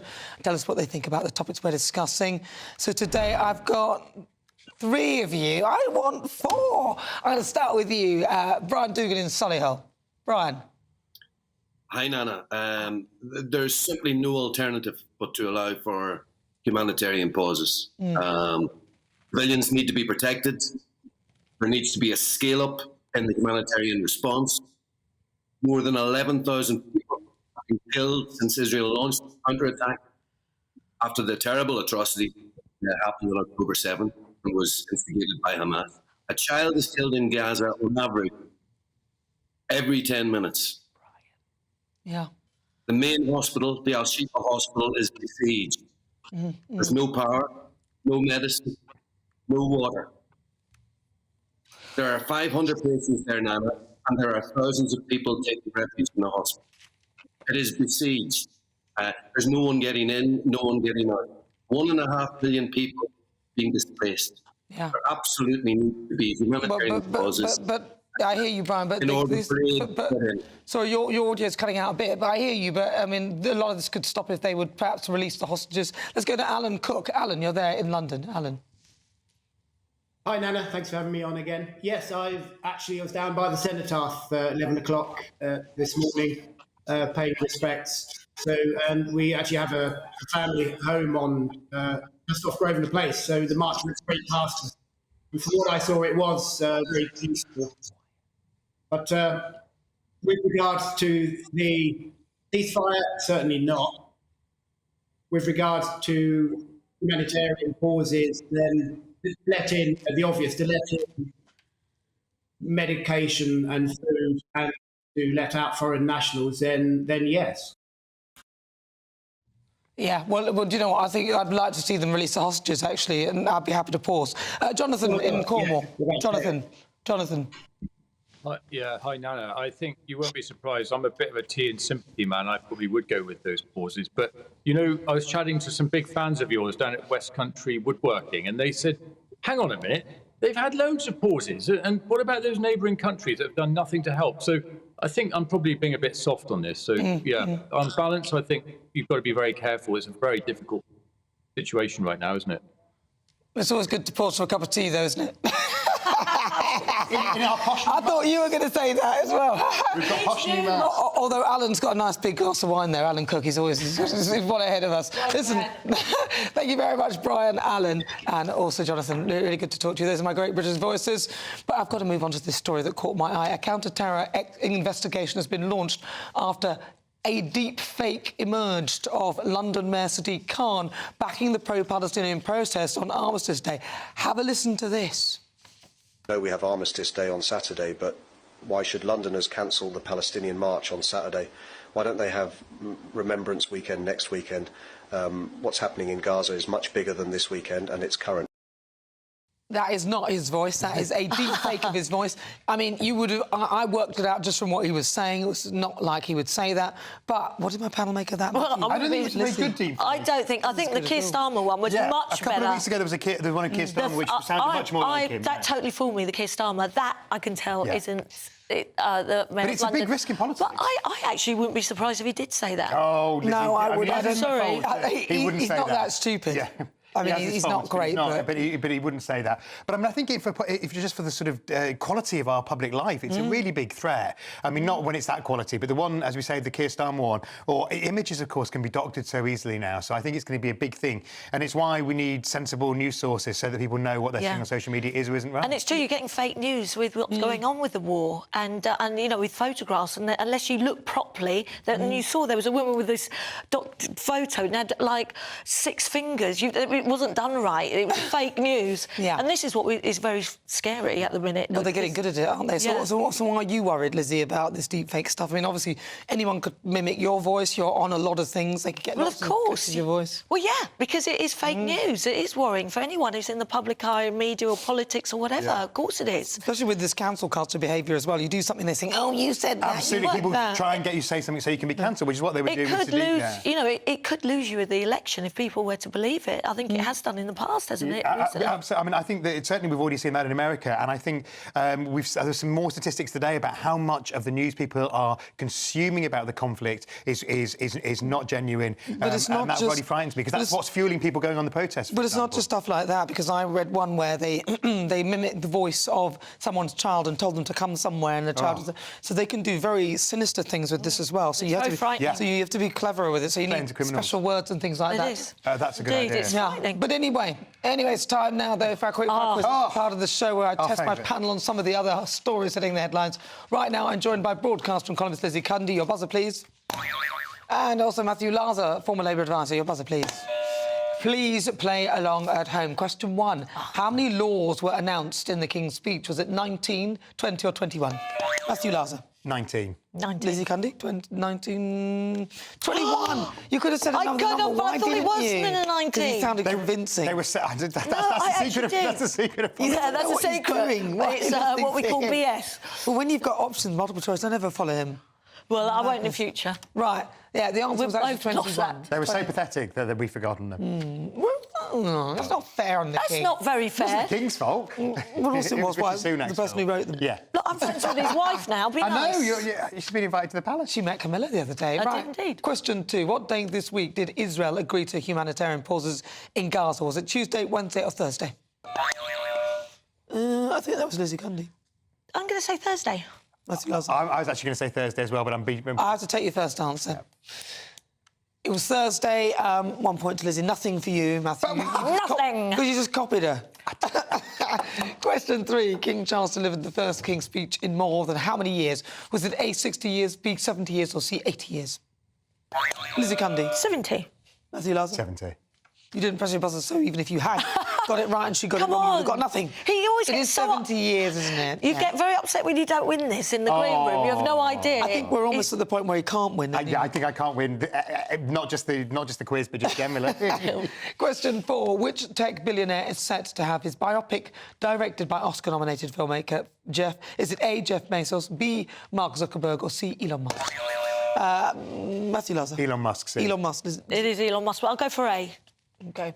Which is, it's Elon Musk. You're absolutely right. 1 point at last. Not last. And question 5, the decider. What day did the SAG Afternoon Union announce an end to Hollywood strikes, or the SAG? Was it Monday, Wednesday or Thursday? I don't know who was first. I think it was me. It was, all right, Matthew. It was C, Thursday. Lizzie Cundy. I thought it was B. B, which is Wednesday. The answer is Wednesday! That convincing voice. You win but once you're again. wrong. Darling. He was wrong. It's actually Wednesday. Lizzie was wrong. The way you said that, as though you knew what you're talking about, and you had no idea. I've got one that would be great for the quiz. Did you know that Suella's real name is Suellin, and her mother was a fan of Dallas? Is it really? It's true. That's an amazing That is a true bit of fact. Yes. Suellin. But they changed it because at school the girls couldn't say it, so the teacher called her Suella. You That's know how it's done. Suella had those eyes, though, when she was looking at you. Oh, no, that's Crystal. Crystal, remember Crystal Carrington with her eyes? Didn't Suella die in the shower? No, that was Bobby. You're nothing but a drunk, Suellin. You're nothing but a drunk. I love that. Well, listen, I like Dynasty better. Loads of messages came in. That wasn't very good. Jane says she's 100% right. We're talking about the pro-Palestine marches. They should be held on another day, any other day rather than that one. Barry talks about Suella. He says that Suella's completely inappropriate for public office. David said, good afternoon, Nana. If Suella goes, so does my Tory vote. Lots of you saying stuff like that. And Skip says 82 British supporters arrested by woke Met, but no pro-Palestinian protesters arrested. Disgrace. Well, listen, on today's show, I've been asking, was Suella right to call for pro-Palestine marchers to be banned? According to our Twitter poll, 83% of you agree with her and say yes, she was. I agree with her as well. 17% of you say no, Well, I've got to say thank you so much to my panel. Broadcaster and columnist Lizzie Cundy. Thank you. Thank you very much. And thank you for getting here eventually. I got here, but, you know, be safe out there, folks. Yeah. It's quite frightening. And also former Labour advisor Matthew Nelson. Always a Matthew, pleasure, Thank you Nana. very much. Thank you so much. And a huge thank you to you at home for joining me. It's been a pleasure as ever. I look forward to seeing you tomorrow at the same time, same place at 3. I'll leave you with the weather. Enjoy your evening. Hello there, I'm Jonathan Vautry here with your GB News weather forecast provided by the Met Office. Those of us that hold on to clear skies overnight do have the chance of seeing the aurora, so keep an eye out. Unfortunately for southern areas of England and Wales, it is going to turn increasingly cloudy as this band of rain pushes its way in. Could be some heavy pulses at times, also quite windy, particularly along coastal areas. The rain, though, feeding in some milder air, so temperatures here holding up a touch more overnight, but where you hold on to the clear skies across northeast England into Scotland, it will be very chilly with some frost. Also, these locations seeing some fog forming, and that will provide for quite a murky start to Sunday morning. Could be quite slow to clear, lasting until the start of the afternoon in some places, but once it does leave its way off, there will be some sunny spells for Scotland and northeast England. Elsewhere, this band of rain pushing its way in, heavy pulses following on behind that as well. Perhaps lighter and patchy for parts of southeast England, but still fairly cloudy throughout a good portion of the day. Temperatures generally between 7 and 13 degrees Celsius, but feeling particularly cold where the fog does linger throughout a good portion of the day.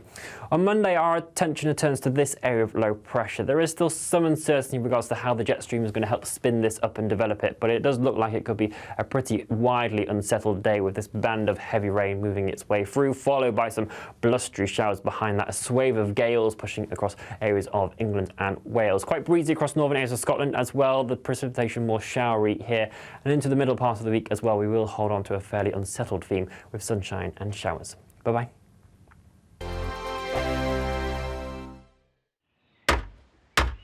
Who is it? We're here for the show.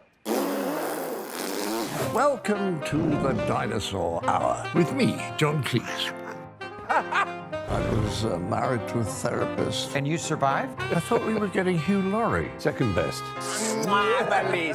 You interviewed Saddam Hussein. What's that like? I was terrified. I'm playing strip poker with you three. Ah! No, thank you. My CDs need to be put in alphabetical order. Are you going to be problematic again? The Dinosaur Hour. Sundays at 9 on GB News. What you get for breakfast is something that, if we do our jobs right, you will wake up to news that you didn't know the night before. It's a conversation. It's not just me and Eamon. We want to get to know you, and we want you to get to know us. From 6, it's Breakfast with Eamon and Isabel. Monday to Thursdays on GB News. Britain's news channel. People in Britain, they love free speech, but they also love fair play. I don't care if I'm speaking somebody from a trade union, from the Labour Party, somebody from the SNP. And I think the viewers like to see that actually we can challenge one another, but in a positive way. We think we ask the questions that people want to ask, and often we ask the questions that we wanted to ask in Parliament but never got the chance to ask. So join us every Saturday, 10 a.m. till noon on GB News, Britain's news channel. Nightmare commute. Kick it up a gear with me, Patrick Christie's, at drive time, 3 till 6 p.m, Monday to Friday on GB News Radio. You can listen online and on DAB+, on the smart speaker app and on the GB News app. And if you've got an Alexa, all you have to say is, Alexa, play GB News. We're also on TuneIn and the Radio Player apps. From the school run to rush hour, get revved up with me, Patrick Christie's, on GB News and GB News Radio. Tired of the usual focus-tested, pre-prepared Westminster runaround? Well, so am I. So you want higher taxes? Is your department to blame for this? Are you rethinking this policy? Every Sunday at 9:30, I'll be sitting down with those in power to get the truth about the issues affecting you. Let's be honest, we've known about the cost pressures of this project for years, not months. That's the Camilla Tominey Show, a politics show with personality. On GB News, the People's Channel, Britain's news channel. In the GB Newsroom, we bring you the news as it happens. With our team of dedicated journalists across the UK, we're ready to give you accurate reporting every day. When the news breaks, we'll be there with bulletins on GB News, the People's Channel, Britain's news channel. When the news happens, it happens here. And really important breaking news. Breaking news this morning. On TV, radio and online, the news starts here on Britain's Newsroom. All the biggest stories and the answers that you need from across the UK and beyond. Join Britain's Newsroom from 9:30 on GB News. The People's Channel, Britain's news channel. GB News, unlike other broadcasters, isn't obsessed with the London-Westminster bubble. We think there's a nation beyond the M25, and that's why we talk about the issues that matter across the land. Join me on State of the Nation, 8 to 9 o'clock, Monday to Thursday, on GB News. Daisy's listening, and you should too.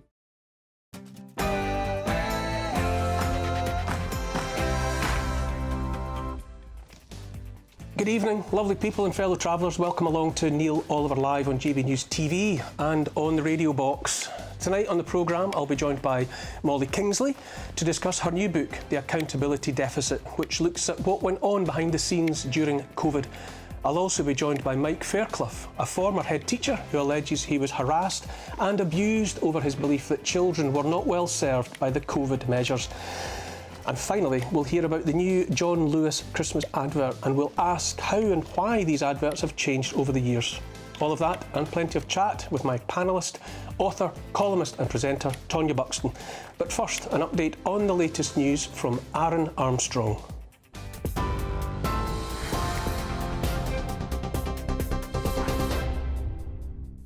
Very good evening to you at 6 o'clock. I'm Aaron Armstrong in the GB Newsroom. One of the